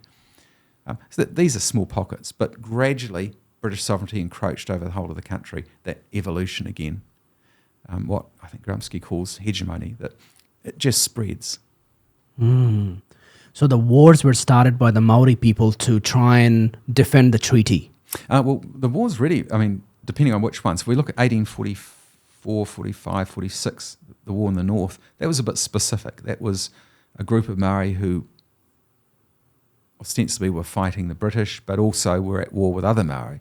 So by the end of that war in 1846, most of the Māori in the region were fighting, more than were fighting with the Crown, and fighting against the Crown. So it was, in a sense, almost a civil war played out, including a war with the Crown. It was quite complicated, but it was small scale. The big ones in the 1860s were about the Crown basically invading Māori land, taking that land, as I mentioned, breaching the sanctity of private property, breaching the treaty, not that they ever really considered that, I don't think, and Māori trying to respond in various ways. Bear in mind, military response in most cases from Māori communities was the last resort. The first resort was negotiation. When the Crown said, we're going to take this land, Māori leaders said, let's talk about that. Then the Crown said, no, we just send surveyors in to put in survey pegs. And there's a long history of Māori communities digging up those surveying pegs to prevent the seizure of their land. And the act of passive resistance from Parihaka, which inspired Mahatma Gandhi doing what he did. Yeah, and so you get this, and I think it's been misrepresented by some histories in the past, but basically warfare was a last resort. When all else has failed for those Māori communities, how do you defend these incursions? And of course it's necessary in some cases when, as in the case of the Crown 1863, where the Crown sends in troops just to take land. Well, you have no other option at that stage but to try to defend it. Yeah. And these wars were settled on some agreement? No. Well, it depends on who you ask. I think from the point of view of most Māori, all wars come to an end. We know that. All wars end with some sort of settlement, but it was a de facto settlement. It wasn't as though here the terms and agreements of the settlement. It was, we're exhausted, we've lost the land, we're kicked off it. Of course, it was quite complex. There were some Māori who fought with the Crown who acquired land in the land wars. The Crown gave it to them as a reward. So it wasn't just Crown Māori fighting each other. Some Māori fought with the Crown as a way of carrying out old acts of revenge, as a way of acquiring land from the enemies. You know, there's all sorts of accommodations being made. So it's a very messy situation, but by the late 1860s, early 1870s, it largely died down. And you've got a group that's impoverished, that some of them are now landless, that has high infant mortality rates. They're not in a position to negotiate. Yeah. So after the parliament is set up, at what point everybody had the right to vote? When did that happen? What year was that? Of course, women had the right to vote in 1893. The land ownership right was introduced in 1852 in the Constitution Act. But gradually it was extended. By the 20th century, the vote included just about everyone, but the issue of numbers pops up. So if you belong to a group at the beginning of the 20th century, which is 5% of the population, doesn't matter. You're not going to have that much effect on Parliament. Yeah, so the evolution is the Parliament. At some point in the 20th century, everybody has the right to vote. There's issues of numbers in terms of who can vote and who can get to the voting polls and whatnot. At what point the Treaty of Waitangi surfaces to a point that it needs to be of significance and needs to be acknowledged and I guess held as a key founding document of the nation? Quite late is the answer. Probably from the late 1960s, rather, late 1960s. Wow. You see some activist groups giving consideration to the treaty. It had always been a feature of talk in various hapu, that at various hui or even at home sometimes they talk about, well, our ancestor such and such signed the treaty and he thought this. So there's this lineage of discussion about the treaty going on in hapu. So it's not disappeared altogether, but that's out of sight of most Europeans and certainly out of sight of the government. After the Second World War, there's this mass migration to urban areas by Māori. One of the consequences of that was loss of language over a couple of generations. Pretty predictable, rather like most immigrant groups who arrive from a culture that has a different language. They speak their language. Their children will probably speak a bit of it. Their children understand a bit, and pronunciation is quite good. Their children have lost it. Yeah. And that's the standard pattern. Yeah, my kids don't want to speak Arabic. That's it. They speak more Māori. And their children, and by the time they have children, by the time you're a great-grandparent, their children may have zero knowledge of it. It's just something in their dim and distant past. So language loss was a predictable feature of Māori urbanisation. But one of the least predictable things was that a large number of Māori started to attend university, and in the course of studies were disinterring some of this history, and they were becoming a bit concerned about what had happened. They all knew the stories of land loss, they all knew the stories of wars and so on, and discriminatory laws. But now they're in a position where they start activating interest about it. There's real confusion about the treaty. So you can see activist groups, Māori activist groups in the 70s protesting with banners saying honour the treaty. You see other Māori activist groups protesting in the 70s with banners saying the treaty is a fraud. Which one is it? Right, do you honour it? Is it a fraud? And the reason is there's just very little scholarship on the treaty. Yeah, so these activists are trying to bring it up. It's not the chiefs. I think there's community support, but these activists are the ones who are now acquiring degrees. They're educated in a system that politicians now. Well, yeah, well, not quite that even. I mean, they're still fairly young, but it's really an activist type movement rather than a political movement. Yeah, well, Debbie Narabapaka is an activist. Yeah, but this is back in the 70s. Oh, sure. Yeah, so then they're still student age. And so very few of those activists, what we'd call activists, were in Parliament. And they start pushing for something to be done. And there's that great hikoi in 1975, the great land march starts at Te Hapua in the far north. And there's a wonderful picture, a Herald photographer took it, of Dame Whena Cooper and her granddaughter at the beginning of this march. And just the two of them, hand in hand. It's taken from behind, and they're walking along this dusty path. And, of course, as they walk, and other people, it's well organised, other people join this march. It's the first mass protest march to go across the Auckland Harbour Bridge. A lot of Europeans in the country were puzzled by this. They were thinking, well, look, we've got, as they said, the best race relations in the world. Why would anyone protest? We don't understand.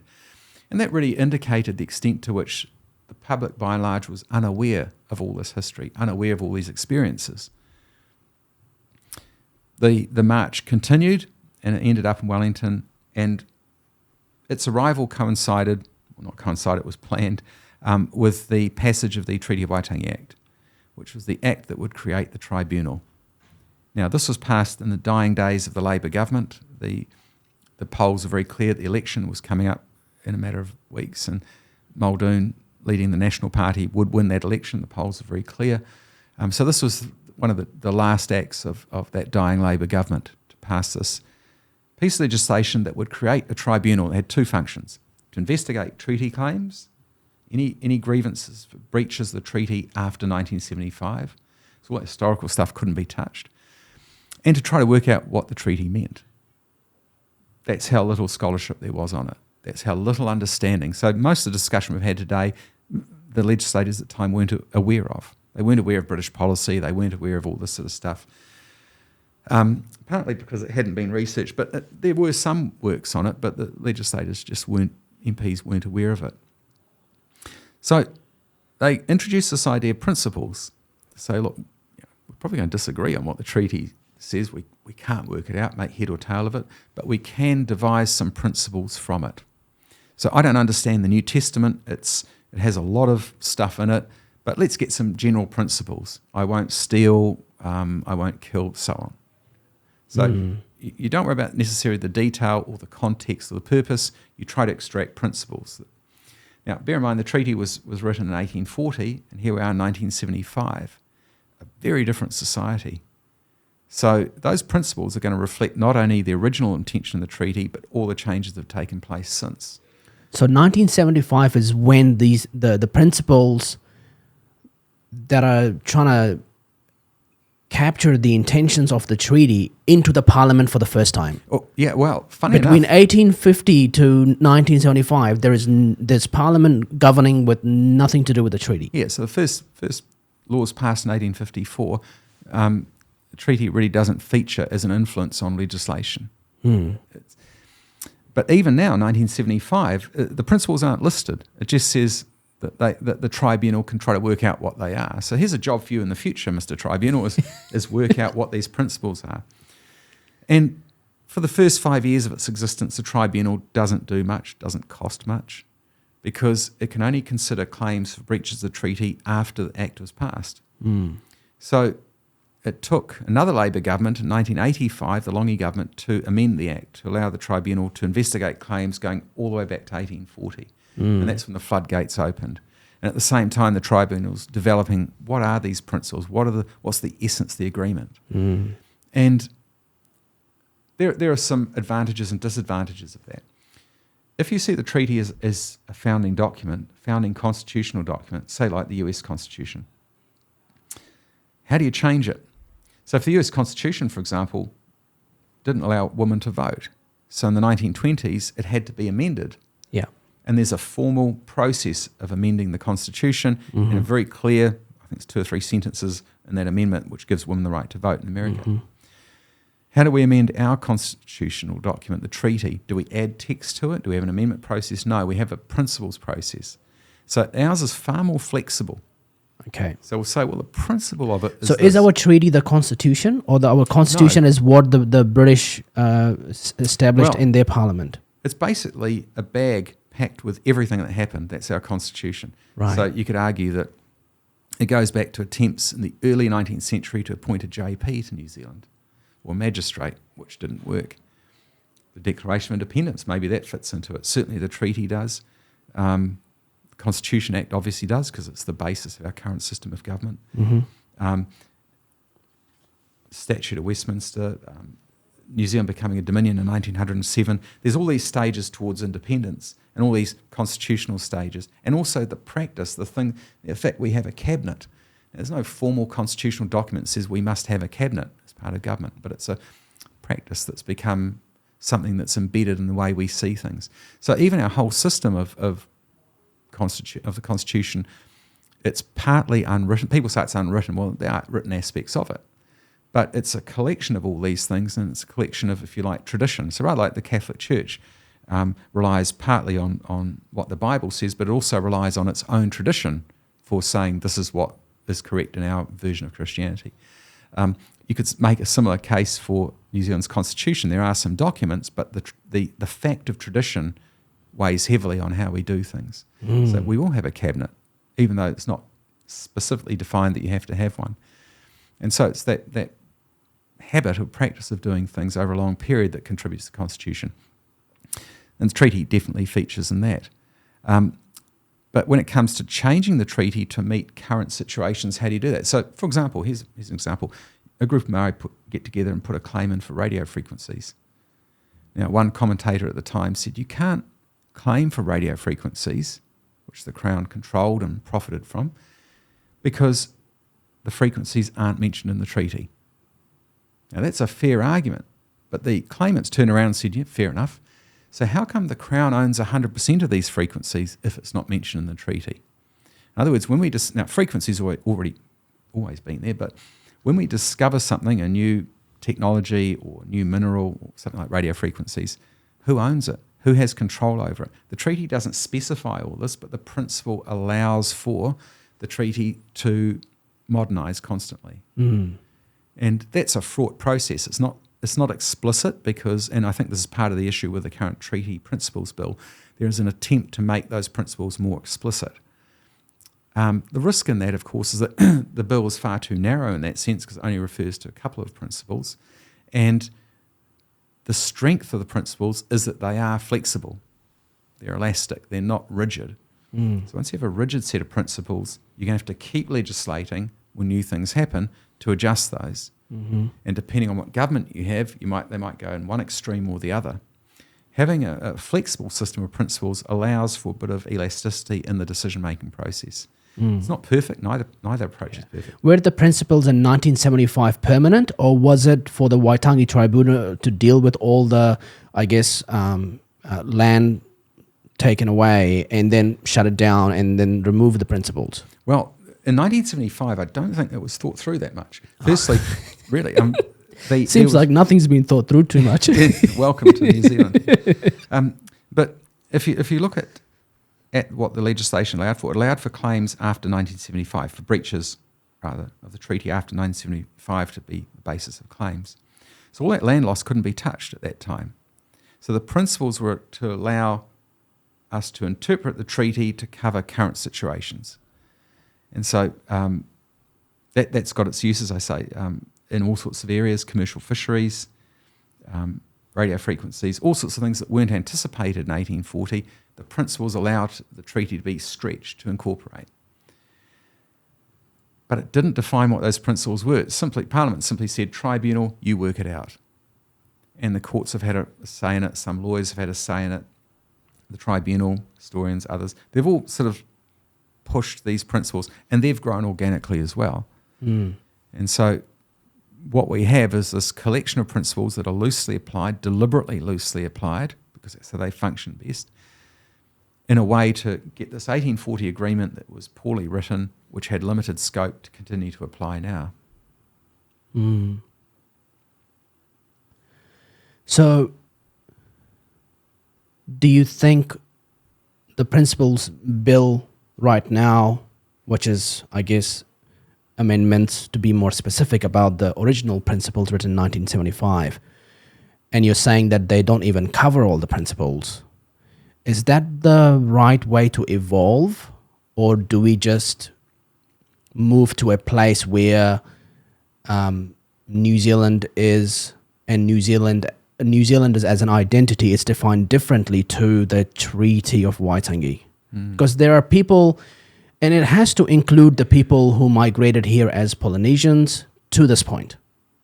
You know, what do you... Well, there's a whole lot of issues there. Firstly, is it the right thing to do? Well, I don't know, because I don't think anyone could honestly answer that, because it depends on what your definition of right is. And one of the things I think most people discern is that the bill is not about just defining treaty principles. It's about something else. It's always interesting to look at motive. What is the motive here, you think? Difficult to know, but one thing is clear, it's not just about defining treaty principles, because if it was, two things would have happened. Firstly, the bill would encompass many more principles. Secondly, there would have been a great deal of negotiation with hapu and iwi beforehand to make sure that one party to the treaty is on board. So let's say you're married and you make a whole lot of decisions about your relationship, major decisions affecting the future relationship, without talking to your wife about it. How's that going to work? I can see the pain on your face. Yeah, you're talking to a man. And you can see the problem. I mean, that's an appalling way to do things, isn't it? Yeah. And you wouldn't expect your wife to do that to you. You know, she said, these are the major decisions affecting the rest of our life together. Yeah. I've made them, by the way. You've just got to accept it. But in a sense, that's what this has done. Right. And also, it's narrowed the sense of the relationship. It's reduced all these complex principles, and they're quite intricate. And they apply to all sorts of things in specific ways. Reduced and narrowed them down to three very general ones. Now, they sound harmless in their own, but even if the offer is harmless, again, it goes to motive. Why wasn't there any serious consultation with one of the parties to this agreement? Why are some of the principles omitted? And who benefits from this narrowing? Those are immediate questions. The longer term questions for the promoters of the bill are, why you put so much energy into something which you agreed will never become law? So there's a motive beyond the law itself. That's clear, because Act was explicit. We know that this will not be passed. So it's generated more submissions than any other single piece of legislation in our history for a bill that everyone knows will not come into law. So what's the motive? So you dig. Is it vote harvesting? Is it about improving the profile of the party? Is it about creating an us and them view of things? Is it about provoking other groups to become racist? Is it, who knows? Rage farming. That's it. And, you know, friction generates heat, and heat Yeah. is what draws people. Yeah. And do you think one of the motives might be to totally get rid of the principles and then eventually remove the Treaty of Waitangi influence in the parliament and keep parliament as a sovereign power? It could be, I don't know. One of the things I do know is that reference to treaty principles, I understand, is being removed from some legislation. Mm-hmm. The idea, what happened going back to, say, the 1990s, is that there was this avalanche of claims, and the tribunal just couldn't deal with the volume of claims. Mm-hmm. It got up to the thousands. So the government introduced this concept called the fiscal envelope. Basically, if you can imagine a bag of money, $1 billion. The government, putting it very crudely, said, we will allocate this money to the claimants, roughly depending on how valuable your claim is. So if you're claiming a vast amount of land that was taken, you get a big chunk of this. If you're claiming a small amount, you get a small chunk. And we'll make these settlements full and final, which means you can't come back to us and put another claim in or ask for more afterwards. So I'm going to make you an offer to settle your claim. You'll get your money straight away, maybe some land returns straight away, we'll negotiate. And that's it. Then you have to sign away your right to ever make a claim again. Now, I'm only going to give you a small percentage of what you lost. So it's either that or nothing. And as distasteful as the offer was, most iwi came to the same conclusion, most claimants came to the same conclusion. Is it better to have something or nothing? If you think about that question for long enough, something always wins. Mm-hmm. And so most claimants settle their historical claims on the basis of getting a very small proportion, in some cases around 0.5% of what they were claiming for back, and that was it. It's a full and final settlement. Why did the Crown introduce these, what they called extinguishment clauses? Quite a frightening term. They wanted to extinguish the right of any historical claims to be relitigated. So eventually they could say, we've sorted this out. Mm-hmm. In fact, for several election campaigns going into the early 2000s, various political parties said one of our goals, if we elected government, is to finalise all historic treaty claims, as though they're a nuisance to be sorted out. Mm. And by and large, apart from one or two exceptions, that's happened. Mm-hmm. So the purpose of the tribunal seems to be diminished in some areas. Mm-hmm. It's opened up new areas of investigation, exploration, but I sense generally that it's going to be an outlier over time.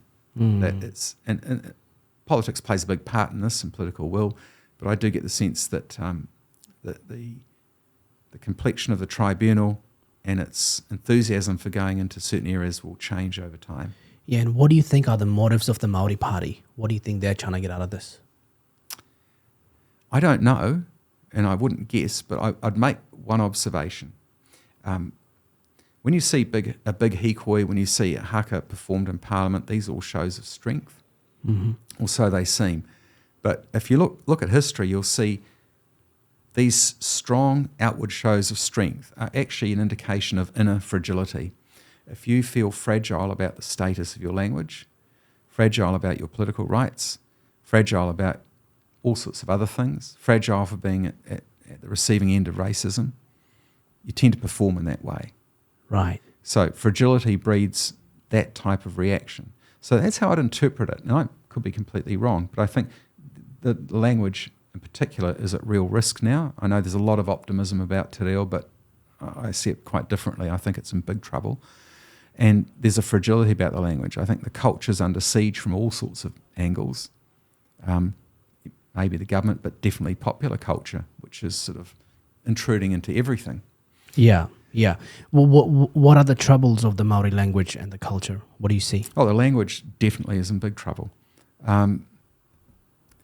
Latest census results say that more Māori speak te reo than ever before.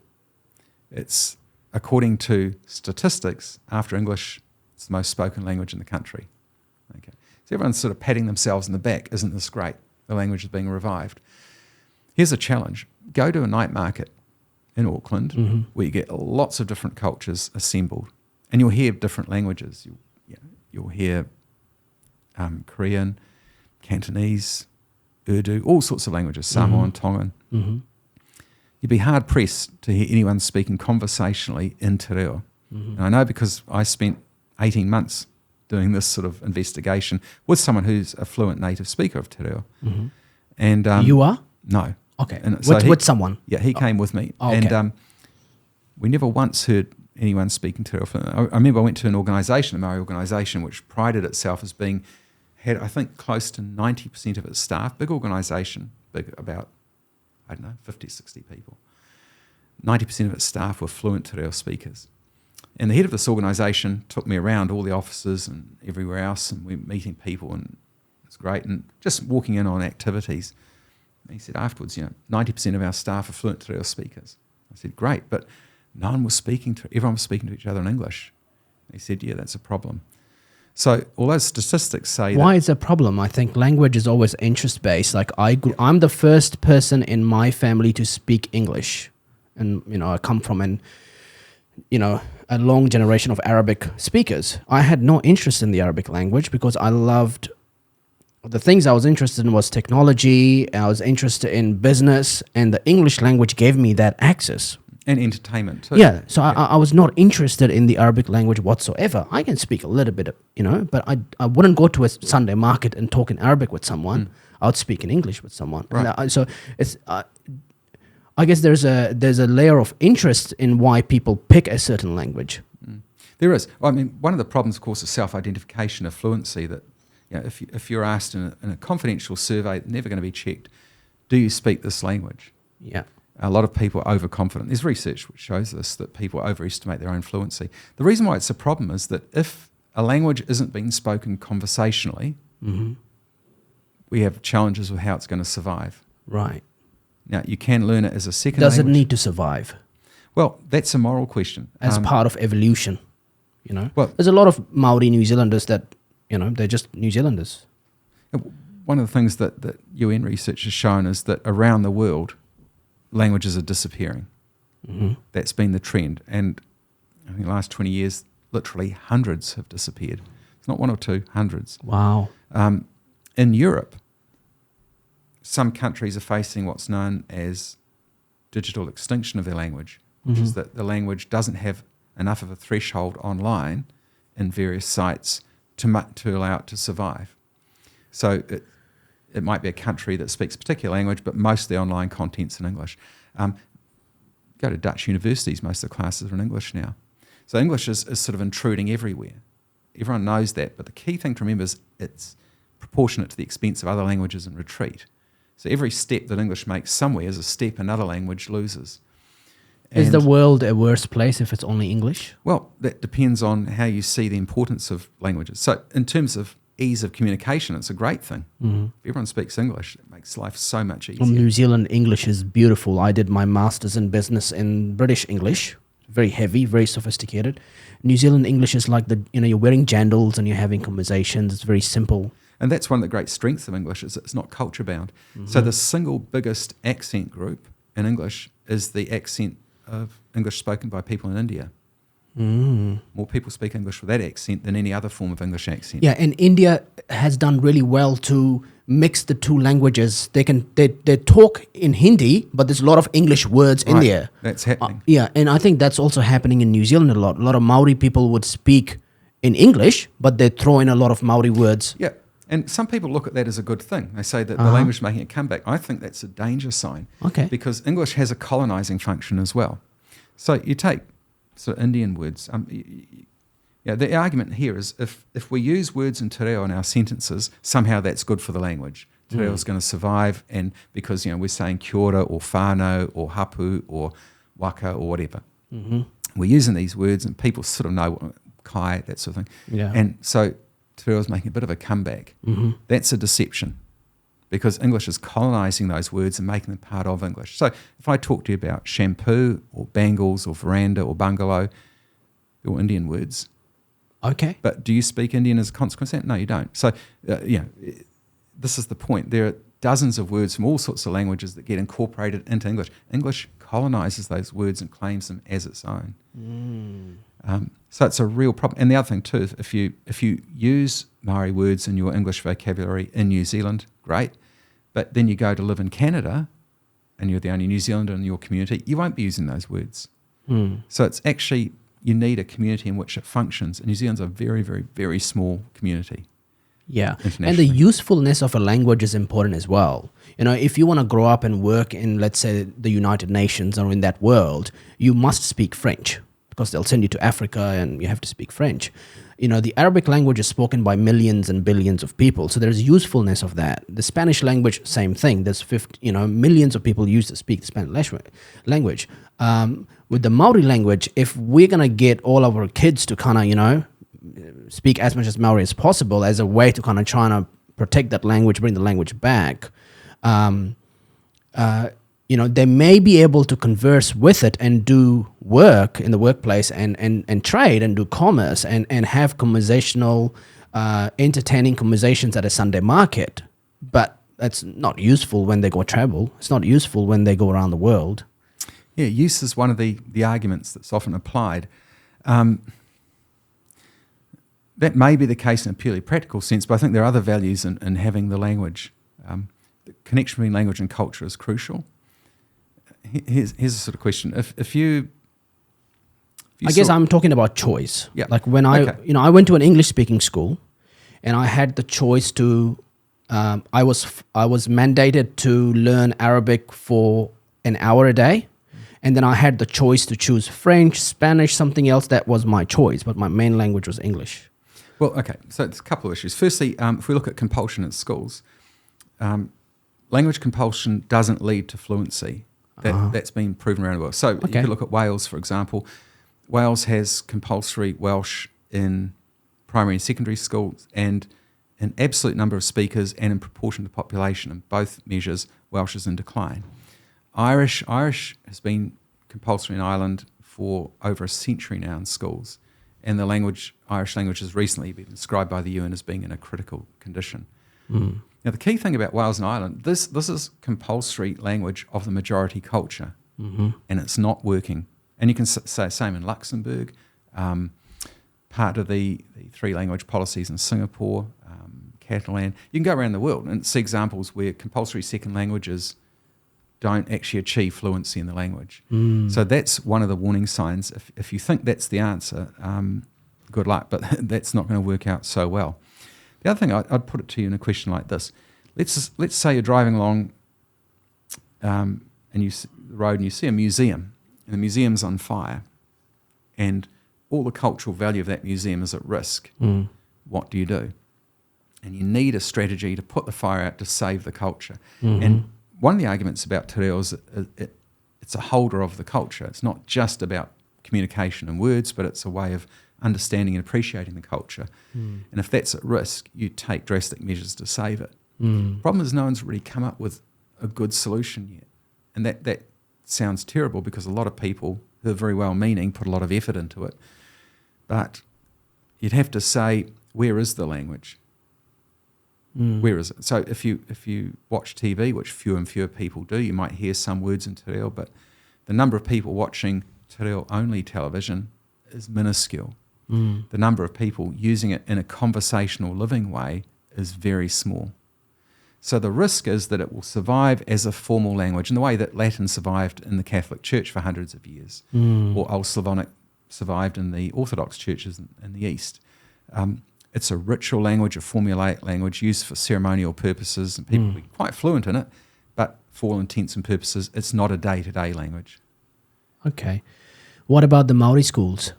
Have that helped in kind of, keeping the language going? Well, I mean, because they only speak Maori in the schools, right? Yeah. Again, there's relatively very few people going to those. Kohanga Reo is a good example. Kohanga Reo, which is preschool, and I've been to some of those recently that are phenomenal. Like the people who work there, the enthusiasm of the staff, the effectiveness. You have all the children morning tea speaking in te reo only. It's unbelievable. But those are few and far between, and the absolute numbers dropped dramatically since a high point in the 1990s. So even if they do work, and I think Kohanga is probably the single best bet because it's early childhood, yeah, best place to get language familiarity. There simply are too few of them, and parents are deciding, parents are voting, we're not sending our children there for whatever reason. So that's a concern. There are fluent speakers, but let's say you become very fluent by the age of 15, 16, you leave school. what happens then to your language environment? Yeah. Well, everything you watch on Netflix probably is in English, the vast majority. If you read the newspapers, yes, there's some in te reo, but most are in English. Most of your colleagues, chances are where you work, will be speaking to you in English. And AGI is in English. Yeah. Chat GPTs, the Groks, the Geminis, So Googles. all these pressures are bearing down on you. And then, of course, you might decide to go overseas. Well, that's definitely going to almost amputate your use of te reo, because unless you find other speakers you spend a lot of time with, the language will go into remission. And so you've got this problem that the environment militates against the language. And so languages need a critical mass of speakers using it every day, so you can join the community and speak freely in that language with others. Those sort of communities are few and far between now. Yeah, and I think the problem is also the practicality of those communities. You're not just speaking a language; you're living in a reality of a language. Yeah, That you're living in that life, right? It's a life, and so you're not just you're not saying, guys, let's keep Sunday afternoon for only speaking Maori, but living the lives that we live. It's it doesn't add up to that reality. It's not integratable, because your reality is so different in many different ways. Absolutely. And of course, you get a situation where fluent native speakers, who are the single best source of inculcating yourself into the language, being with them, they're declining in number and they're aging.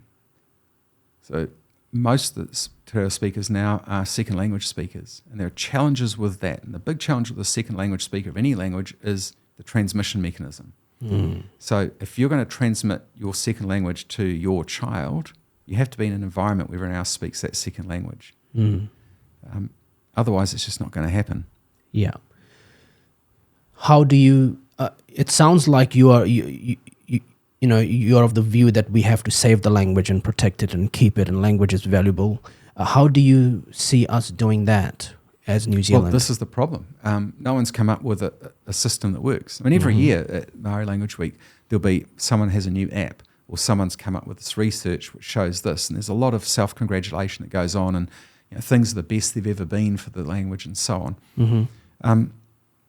And I admire that enthusiasm, but by the same token, I think you've got to be real. This is too important just to inflate your own positivity about it. This is something that if you lose it, it's almost impossible to get back.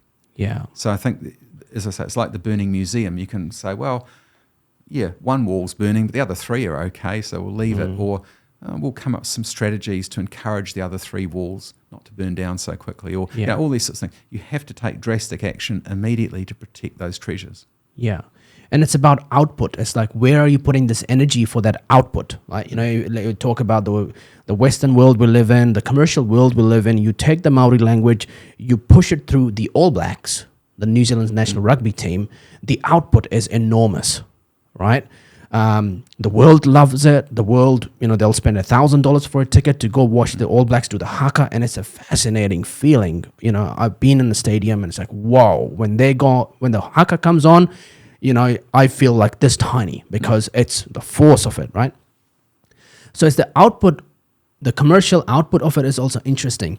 There is a New Zealand, I think it's a charity, it's not a commercial business. They are funded by a lot of different groups. They are trying to fight the big tech in stealing the Māori language, like the Googles.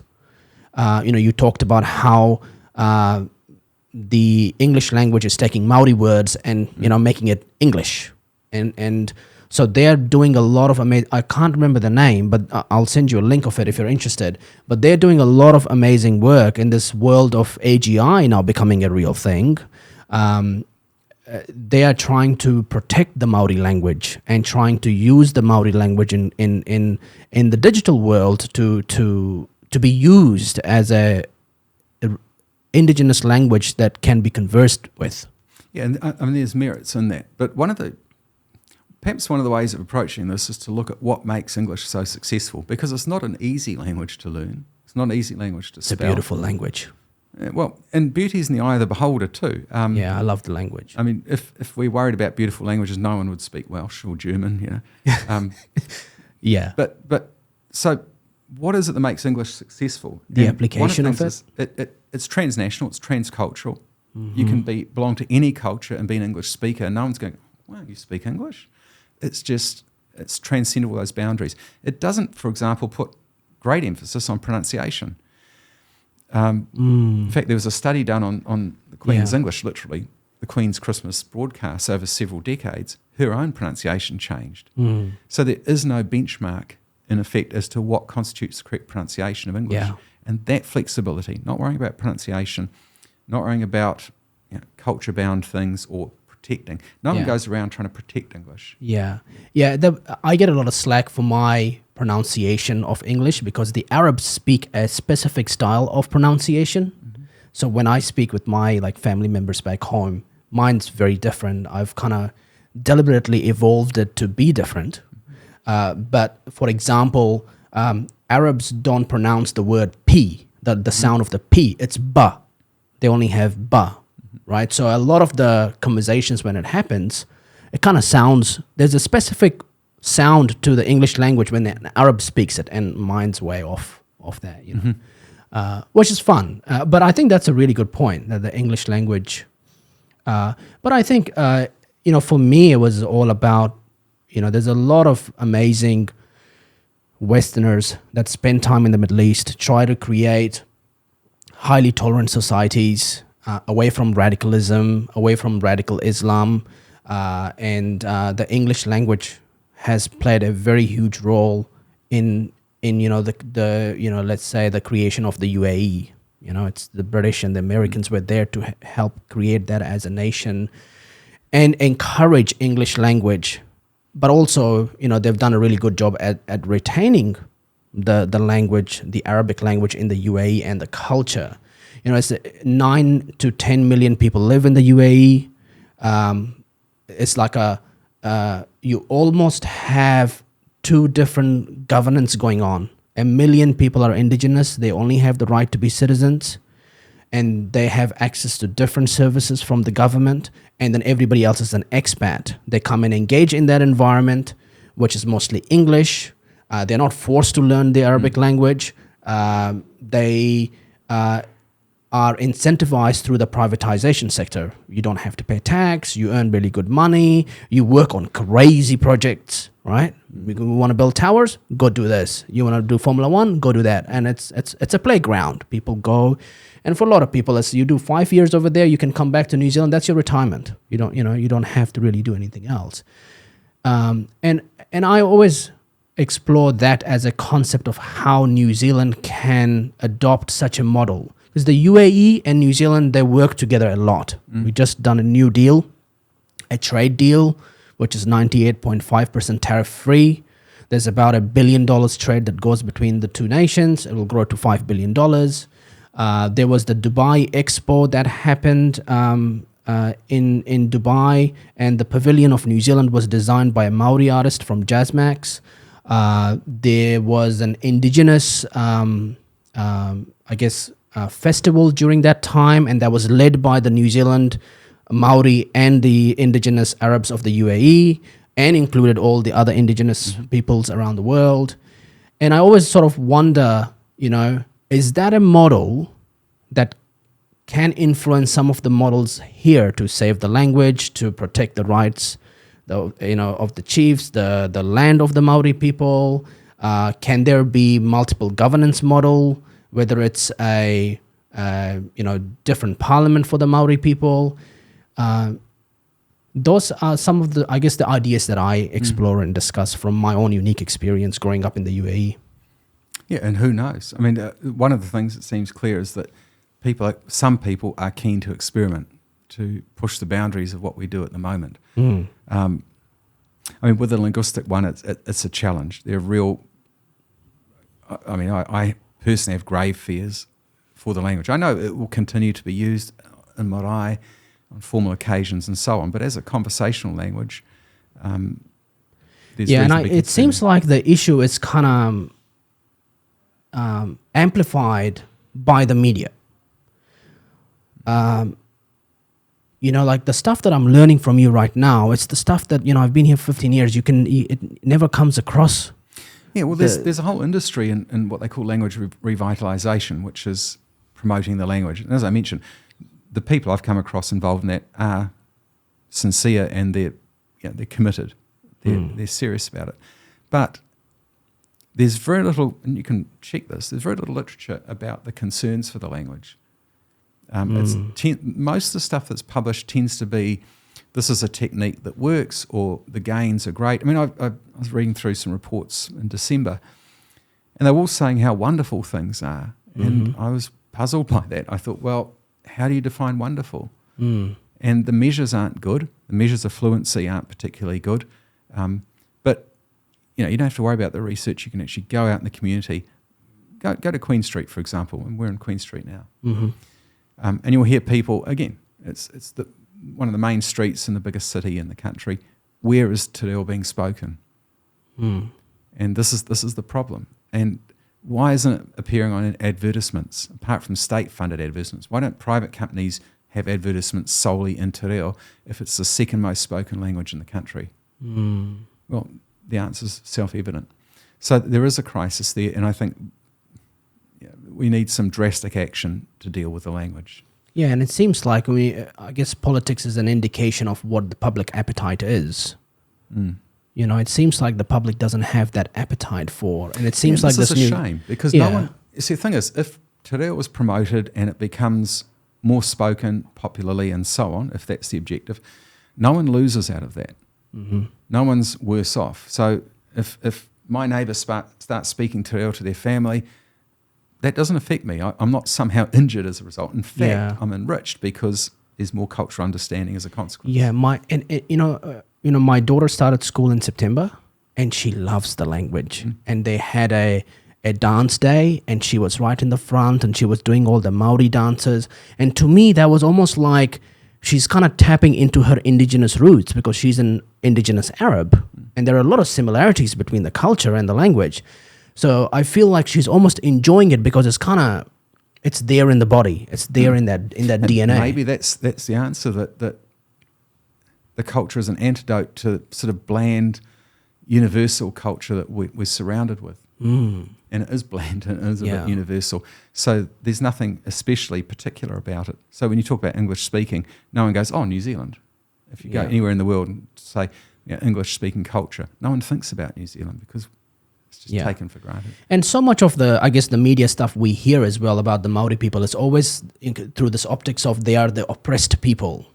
There's always negativity about it.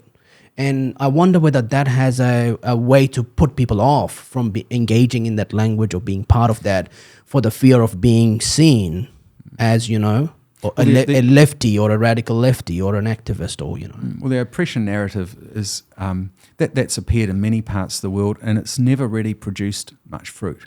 Like, you can't say, well, look, these people have been pushing this oppression narrative for this many decades. Look at the wonderful results. That tends not to happen. It also denies people agency. So if you say you belong to an oppressed group, you're saying, well, I'm oppressed. I have no means of controlling my own life and making it better. And there's so many examples in New Zealand of Māori who are very successful, who do have agency. So it's very conflicting. It's like, if I was to engage in that world, I feel like this fear of I might be disrespectful. Certain people will see me as being disrespectful to the Māori people by engaging in that or pretending to be Māori. Because you can see a lot of white people that want to engage in that, and they get a lot of slack for it. I don't know how that works. So the oppression model is a bit problematic. It's a political model. It's an ideological model. The other side of it is that there are a large number of Māori who, as I say, who do particularly well, and I know firsthand, who reject that oppression narrative. Yeah, absolutely. And there's a lot of literature written in the 19th century about that type of mentality and the psychology of it, and it's not productive, but it's tempting. It is. What made you write a book about cannibalism in the Māori world? I was asked to. The publisher approached me and said, what had happened was there was a book that had been published to say that cannibalism never really happened in the South Pacific. Right. Some anthropologists said it was just a myth. And the publisher said, would you like to examine the evidence? And so I did. So I engaged briefly with the book. The book wasn't a very substantial book, unsurprisingly. And they said, well, can you detail did cannibalism happen here? And of course it did.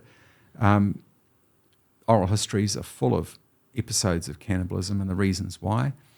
And it went into quite rapid decline with the work of missionaries in the country in the early 19th century. But it was a feature of New Zealand, as it was in many parts of the world. In fact, most major territories in the world at one stage or another have had cannibalism as part of their practice. Yeah. And why did they have that as a practice? Well, there are various explanations. One of them is as a source of food, and that seems to be very occasional. So there's accounts of a tribe being defeated and the meat stripped from the defeated soldiers and then taken back home and cooked. That's fairly rare. There's another example, which is basically when you defeat an enemy, how do you really drive that defeat home to the most extreme limit? And the answer was, according to one chief, that we turn the enemy into excrement.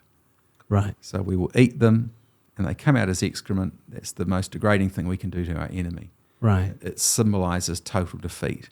There were claims that it was similar to Christian communion. So the Catholics, for example, believe in what they call transubstantiation, which is that you're literally eating the flesh and blood of Christ. This is a Catholic belief.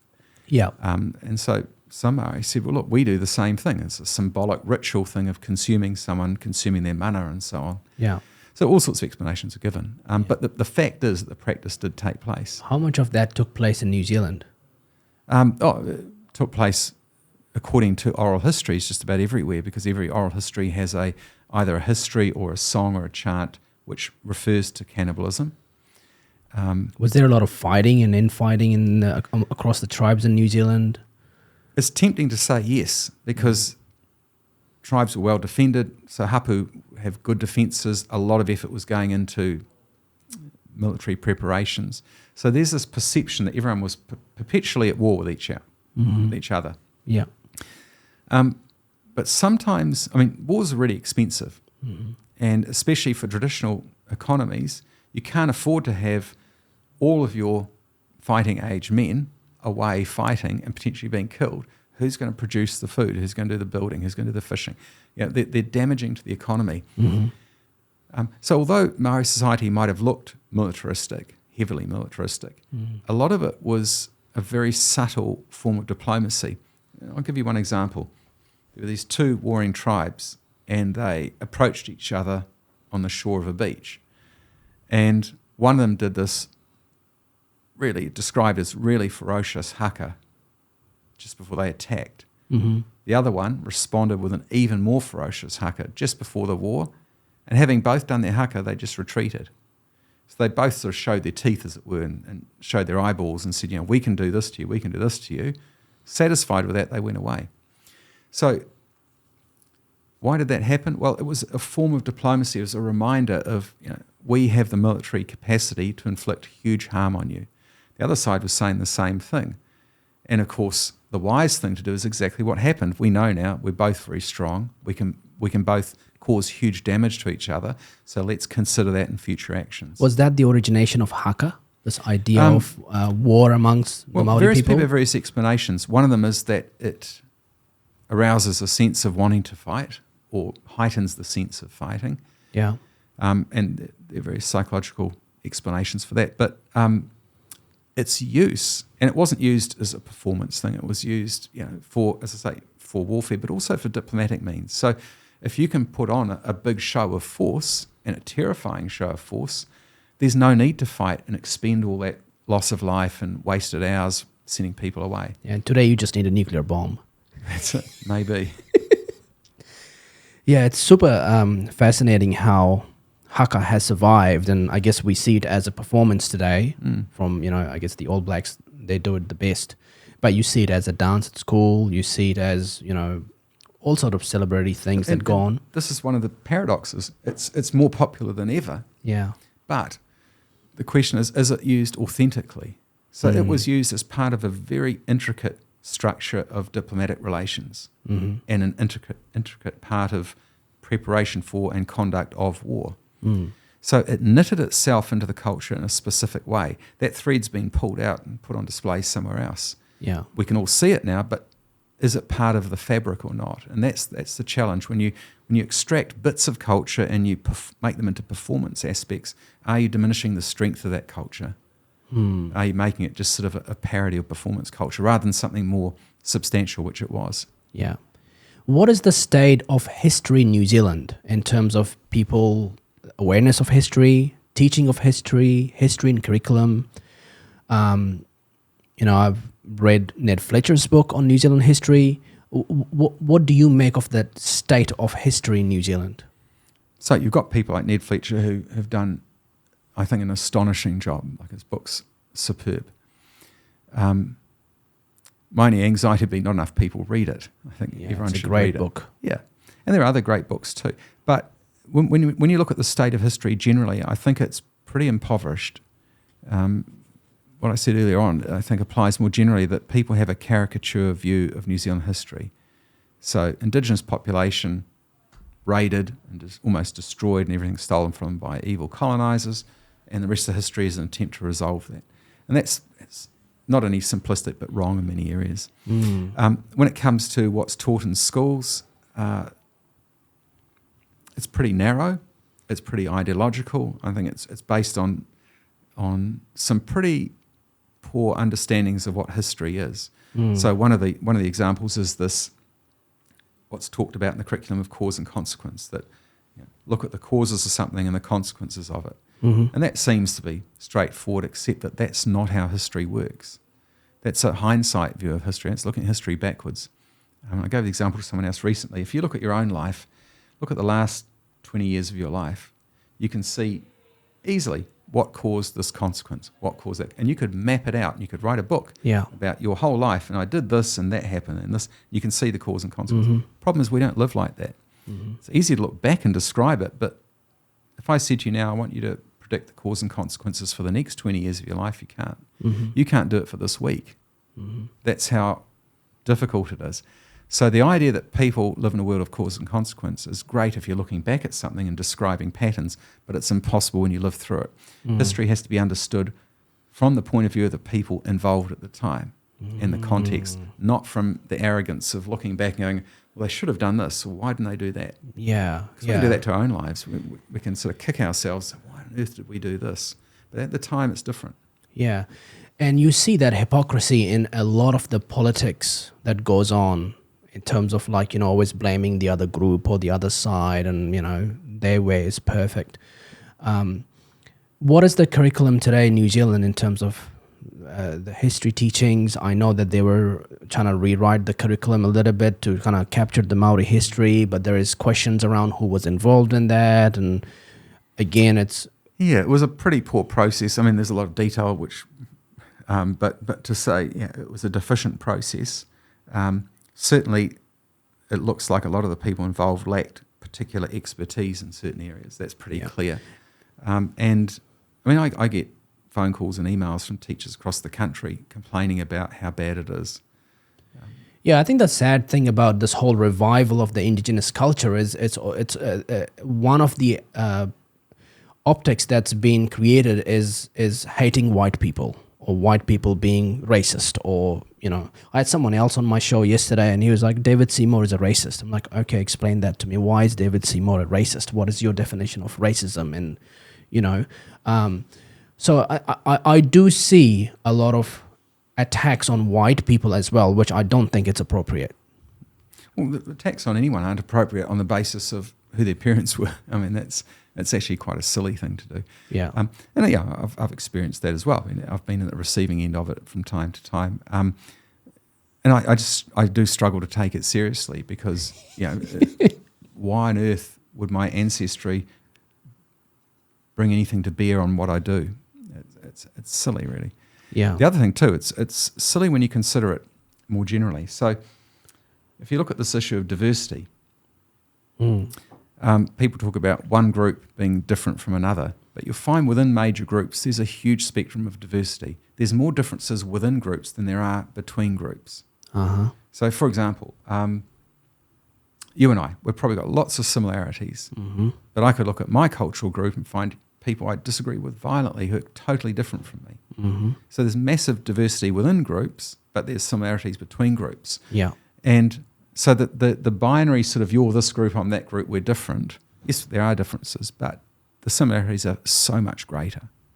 And so to focus on difference, be it based on ethnicity, culture, or whatever, again goes to motive. Why are you doing that? Why would you accentuate those differences? And I think a lot of it comes back to that issue of fragility. The more fragile you are about the situation you find yourself in, the more you lash out. And people use terms like racism and so on. I mean, there is racism. There's no question about it. And people are subject to it every day. But it's that issue of fragility that keeps popping up. And what are your thoughts on this idea of everybody needs to have equal rights and treated equally? I think everyone needs equality of opportunity. So your children, for example, they need to have the same opportunities that every other child has in the country. And you can't say, well, because they belong to this group, maybe they shouldn't do that. No, there has to be equal opportunity for everyone. There will never be equal outcomes. That's physically impossible. Yeah. So anyone who thinks that we're going to have total equality in a society in terms of outcomes, in terms of performance, that's not going to happen. So I'm older than you, for example, and I'm weaker than you. So if we do certain sorts of work, already you're at an advantage to me. Right. You're going to live longer than me, probably. You're at an advantage to me. Right. So should we be equal? Should you die when I die? Or how does that work?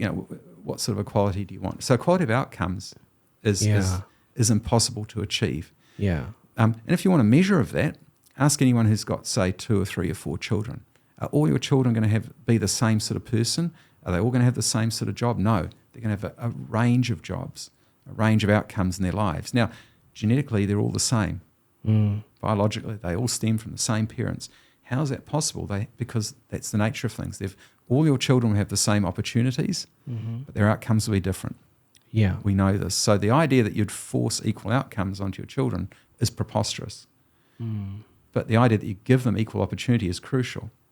Yeah. And so I think everyone in society needs that equal opportunity. If there are barriers, get rid of them. Yeah. What do you say to people who say, oh, Māori people have special rights compared to other New Zealanders? I don't know if that's the case. What sort of rights? I don't know. I think this whole, Treaty Principles Bill has done is to create this sort of conversation that Māori people want certain things. Okay. Well, let's put that in a political perspective. So one of the arguments is that some people said Māori want particular political rights. But that's typically the demands for those so-called rights, typically the response of people who feel numerically they don't have any influence in politics anyway. So there could be that sort of trying to balance it out. We're a minority. No matter what we do, we never get our views taken into account sufficiently. So they feel that there's an absence of equal rights. On the other hand, people say, well, actually, no, there is equality. One of the issues, though, I think is perspective. There are lots of ethnic groups in New Zealand that have no parliamentary representation whatsoever and have no interest in it. And one of the things that you notice about a lot of those groups is they're exceptionally successful financially. Yeah. So one of the things I think that's apparent around the world is if you put your trust, invest your hopes in the government, to sort your situation out, that's a race to the bottom. So the people typically who do well are the ones who have the least to do with the government whatsoever, who focus on getting their own stuff sorted out. And that seems to be a pattern all around the world. It's a pretty reliable pattern because of the frequency at which it works. The correlation between having no involvement in politics, having no representation, not having faith in government being successful is quite strong. Yeah, I agree with that. And that's why we need less government. And that's why we don't need governments getting bigger and bigger and bigger and having an involvement in every single aspect of the citizens' lives. That seems to be you would hope so, yeah. I mean, the government has regulatory functions, tax collecting functions, provision functions, so it provides public goods and so on. So it has those roles, but ideally it has less impact on people's personal lives as possible. Yeah, absolutely. This has been fun. Anything you want to cover? Anything else you want to? No, I think it pretty much covers it, I think. Yeah, it has covered it. What do you, I know I do want to ask you a last question. I know you said that future is hard to predict, but as a historian and the work that you've done over so many years, what's your hope, or what do you see that New Zealand evolve into, and the problems that we have today, economical, cultural, what are your hopes? You hope that we, protect the language that we have, the indigenous language, and the people. Yeah, I don't have any hopes. If you look at everything that happens like an ecosystem, the argument is that there's an equilibrium that's reached, that there's a balance point between one group and another point. There's a lot of friction leading up to it, but it achieves an equilibrium. But that equilibrium point is always on the move, depending on the construct of society, its values, and so on. I don't know, if I was to make a general sort of guess, I'd go back to Nietzsche and say, look, if we live in a post-religious society, we're going to pay the price for that. And the price for having moral relativism, the absence of absolute moral truths. And this Nietzsche was an atheist, of course, and he predicted that things would go very bad as a consequence of it. Yeah, why do you think atheism will make things worse than religion? I don't think atheism was in the sense. I mean, look, I know lots of atheists, and they're not the sort of people who are going to cause problems. They're good people. But it's the general absence of any sort of religious sanction, and the absence of an idea of judgment, the absence of idea of absolute truths. If you get rid of those, what have you got left? And there are plenty of atheist philosophers and historians who have made the same point. It's not my idea, this is something I'm repeating, that if you live in a post-religious age, then things do go bad. Interesting. Yeah, this whole idea of God is interesting. In one way you can say, well, there is something that you can say it's God, because we have the universe, we have this vast creation of reality, time and space and stars and the universe. So you can say, well, there is some kind of God. It may be random, and that randomness is organizing life, which is us and consciousness. And then if we spread around the universe, then the universe comes to life. So that's one way you talk to astronomers, and that's one way of looking at it. The other way of looking at God is this moral governance. You have to pray to me, and if you do that, you can be in check in life, and you have a good life by being service to me. That what are your take on what God is? It's a whole different area. Are you religious? Yes. Okay. I was raised religious, but I'm not. Okay. Well, okay. Let's really quickly work through some of these. There's no rush. Okay. The fact that there's something rather than nothing is itself interesting. How do you get something from nothing? Mm-hmm. So we have universal, these sorts of things. Does that come from nothing, or does it come from something? That's the first, I think, axiomatic question. I don't think you can get something from nothing. I think and people have tried to justify that, but I think that's both impossible philosophically and physically, that you have nothing and from that comes something. Right. So the argument then becomes, well, something happened, but something happened before that, and you get this infinite regression. And that's unsatisfactory too, because it's just kicking the ball into the long grass and saying, it's there somewhere. Yeah. So at some point there has to have been an inception. Something has to have come from whatever. Yeah. How do you explain that? Well, there has to be an uncaused first cause. And this is an idea common to lots of religions, that there is a point of creation, because without that you have the problem of explaining infinite regression. So the point of creation, the creator has to transcend time and space and matter by definition. Mm-hmm. The creator has to be greater than anything that can be conceived of. So let's call it God for whatever reason. Encompasses absolutely everything, but also things we can't conceive of as well. It has to be vast. It has to be transcendent. So that's, if you like, one aspect of looking at this God explanation. When it comes to issues of morality, I think there's a real risk, and a lot of religions suffer from this, is a very legalistic view of morality that is, our holy book says you must do this, you must do that. Mm-hmm. So I'm a good person because 80% of the time I stick to it, or I stick to 74% of those commands, so I'm pretty good. Yeah. And you start to measure your own value, and I think that's problematic. But that's reducing it to a list of rules. And I think most major religions, if you just look at them in terms of a legalistic basis, are deficient because they don't cover all possibilities. They aren't written for that. Yeah. Then there's the other side of it, which is, we touched on this briefly before, is there something transcendent or is there just the material world? If there's a material world and nothing else, if there's no transcendent experience at all, then there's no need for morality. Mm-hmm. There's no need. It'll just become a survival of the fittest. Mm-hmm. If there's just the material world, there's no objective basis for morality. There's no purpose. There's no nothing. You can distract yourself, come at lots of distractions in life, but an ultimate purpose is not there. Just create more things and more things and more things. Yeah, and just keep distracting because that's what you do when you deny the terrible situation that if we are just material and nothing else, everything we do is without purpose. There is no meaning.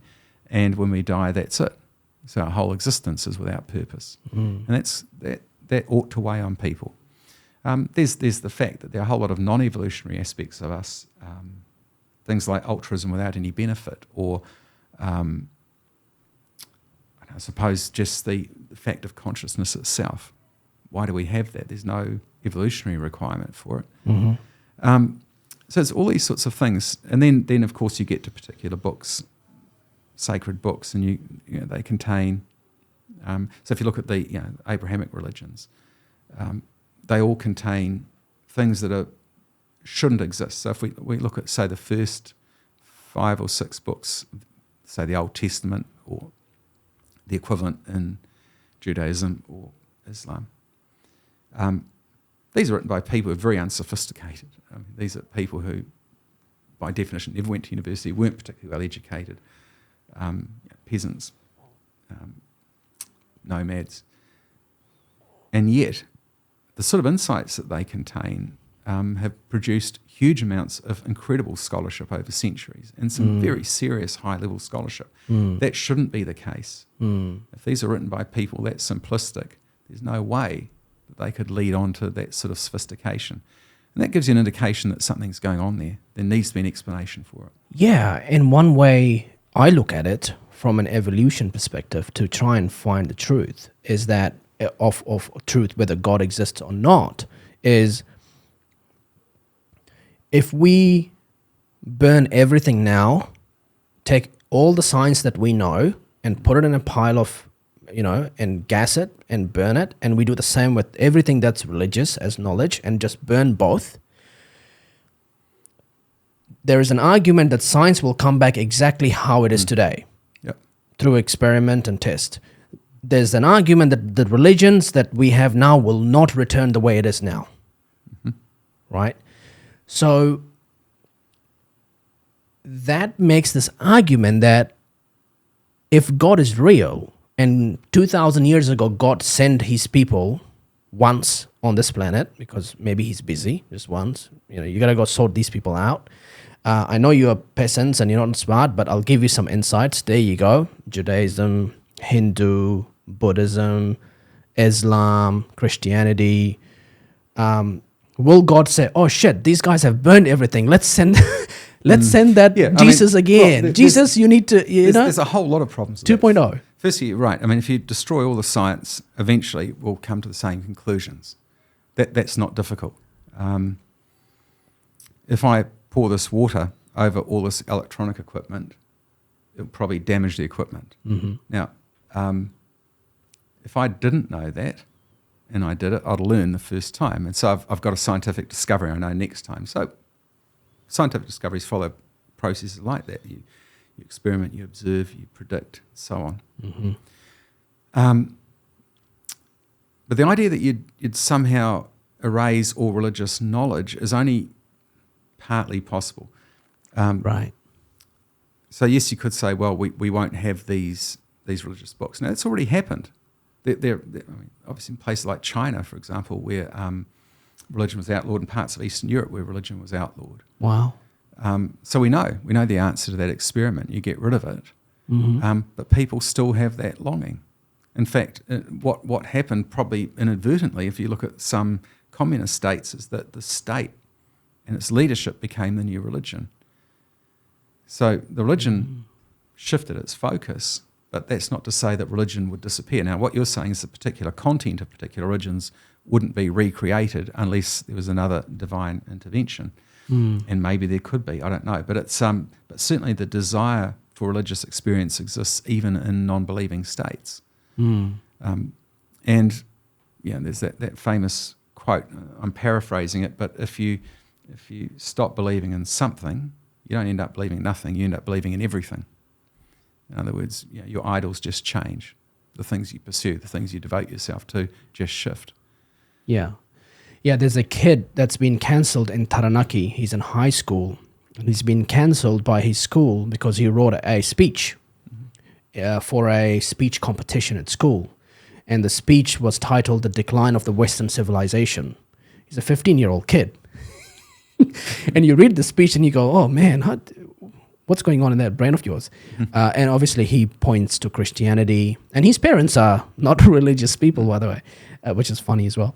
And he talks about this whole idea that there is a decline in the Western civilization is because we are going away from Christianity, or we're going away from religion as well. So I think there is a theme that I'm hearing. I'm not an expert into it. I don't believe in religion. I was raised in Islam.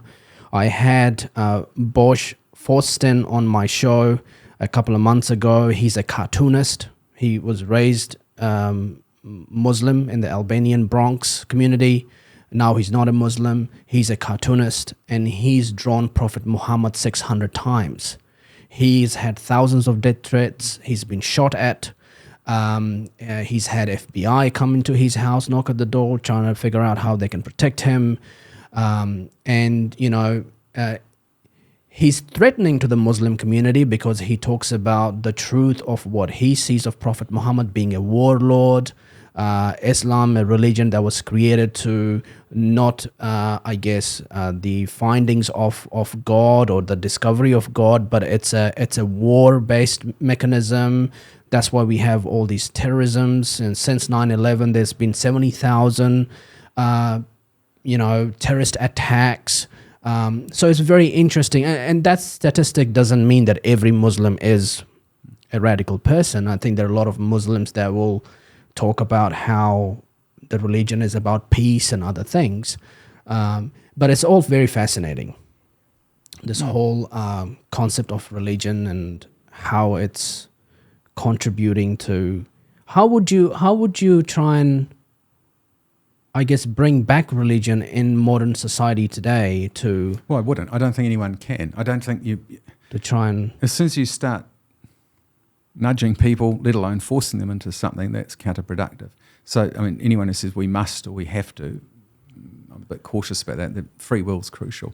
But one of the things that's interesting is that certainly in branches of Christianity, more conservative branches of Christianity, and particularly Catholicism, but especially Eastern Orthodoxy, in the West there's been a surge in membership, particularly in the United States. So the Orthodox Church has grown. And part of that, I think, has to do with the religious aspect, but I think also people looking for some fixed set of values that are rooted in tradition.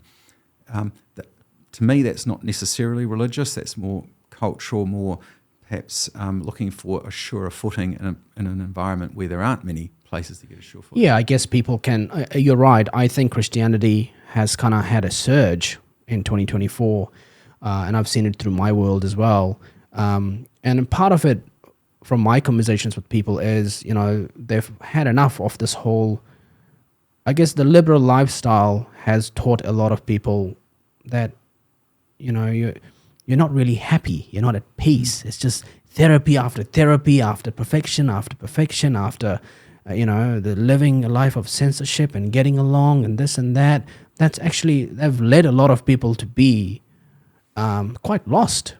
Yeah, well, it depends on... I mean, look, if you look at the Old Testament again, idolatry is, I think, the single most frequently mentioned sin. And if you talk about sin now to people, if they have a concept of it, they might think it's theft or lying or whatever. Yeah. Idolatry just appears up over and over and over again. Why? Because it's a particular sort of orientation of everything about you. Right. So when you wake up in the morning, what's the thing that you orient your life towards? Now, that's the idol. That's the thing that controls you. That's one of the arguments of idolatry is the thing you vest all your hopes into is the thing that exercises some authority over you. So no one's free from idolatry. We all have things that can potentially control us as idols. So the question is, not do you believe or not believe, but what's your idol? What's the thing that you follow? Because no one's free from that. And that sort of puts a different perspective on things. And the fact that it keeps getting mentioned over and over again is an indication of how important idolatry can be. And like you say, people are chasing all sorts of ideals and perfection and so on. Yeah, I mean, for me, a lot of the things that I see is just programming. It's like higher programming life, and in many ways, it's like you're put on this simulation, and go to school, study, get a job, contribute, economy, unemployment, inflation, cost of this, cost of that. It's a simulation. It's like there is more to us. There's a higher consciousness. I've experimented. But you see, if you don't believe in any sort of creator at all, then you can't make that claim, because all you can say is that there's just the physical world and that's it. Right. So, and this is where I think it comes to the crunch, because I know a lot of people who would describe themselves as agnostics. They say, I'm not sure. Mm-hmm. Now, you can't not be not sure. I think you either are an atheist, in which you think there's absolutely nothing apart from the physical world, the material world, or the alternative is there is a whole other realm. There's no middle ground. There by definition can't be. And so if you reject pure materialism, then what is that other realm? What is that transcendent thing? What is that higher thing? Yeah, I mean, a lot of people are spiritual. They engage in spirituality. What does that mean? Well, I think it means that there is some form of energy that exists. Yeah, this is where it gets interesting too, because I think that becomes a sort of a self-definition or a projection. So I know, for example, I met someone who said they went for a walk in the forest shortly out. It was a sunny day, but it rained that morning, and it was all sort of fresh and damp, and it smelt wonderful, and the sun was sort of streaming through the branches and leaves. And they said it was a spiritual experience. Mm-hmm. And I said, in what way? Now, what it turned out as we explored it was their senses reacted in a certain way. They had a sense of peace, tranquility, beauty, and so on. Yeah.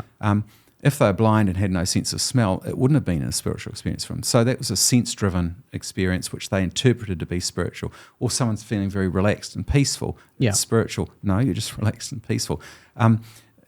If you do believe in something beyond the material world, then there's a whole chain of ways of thinking about that. And that eventually leads to a creator.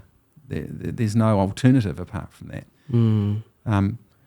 And then you have to say, well, which creator, on what basis, and so on. Yeah. And a lot of people talk about their experiences with DMT, like ayahuasca. I don't know if you've heard of that. It's a highly activated DMT, a root of a plant called ayahuasca, and there's one in Africa, which is in South America. There's one in Africa called iboga. It's treated for addictions and whatnot, but what it does, if you have a lot of it, macrodosing, it creates this ability where you can have visions. You can. A lot of people have different experiences, but essentially, I've done it. I've done the iboga, and you get to see yourself from a higher perspective. You get to see and you get to understand how your brain works, what's going on.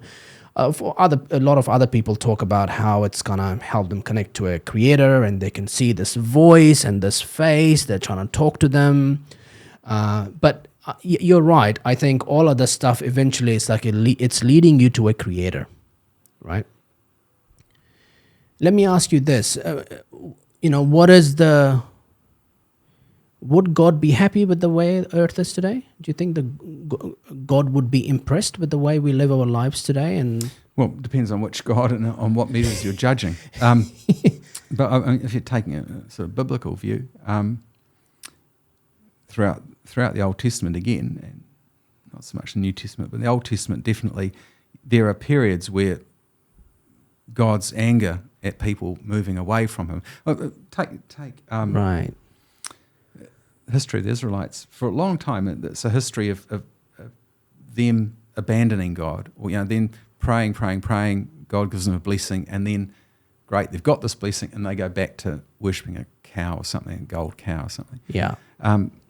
So this constant process of abandonment, reconciliation, abandonment.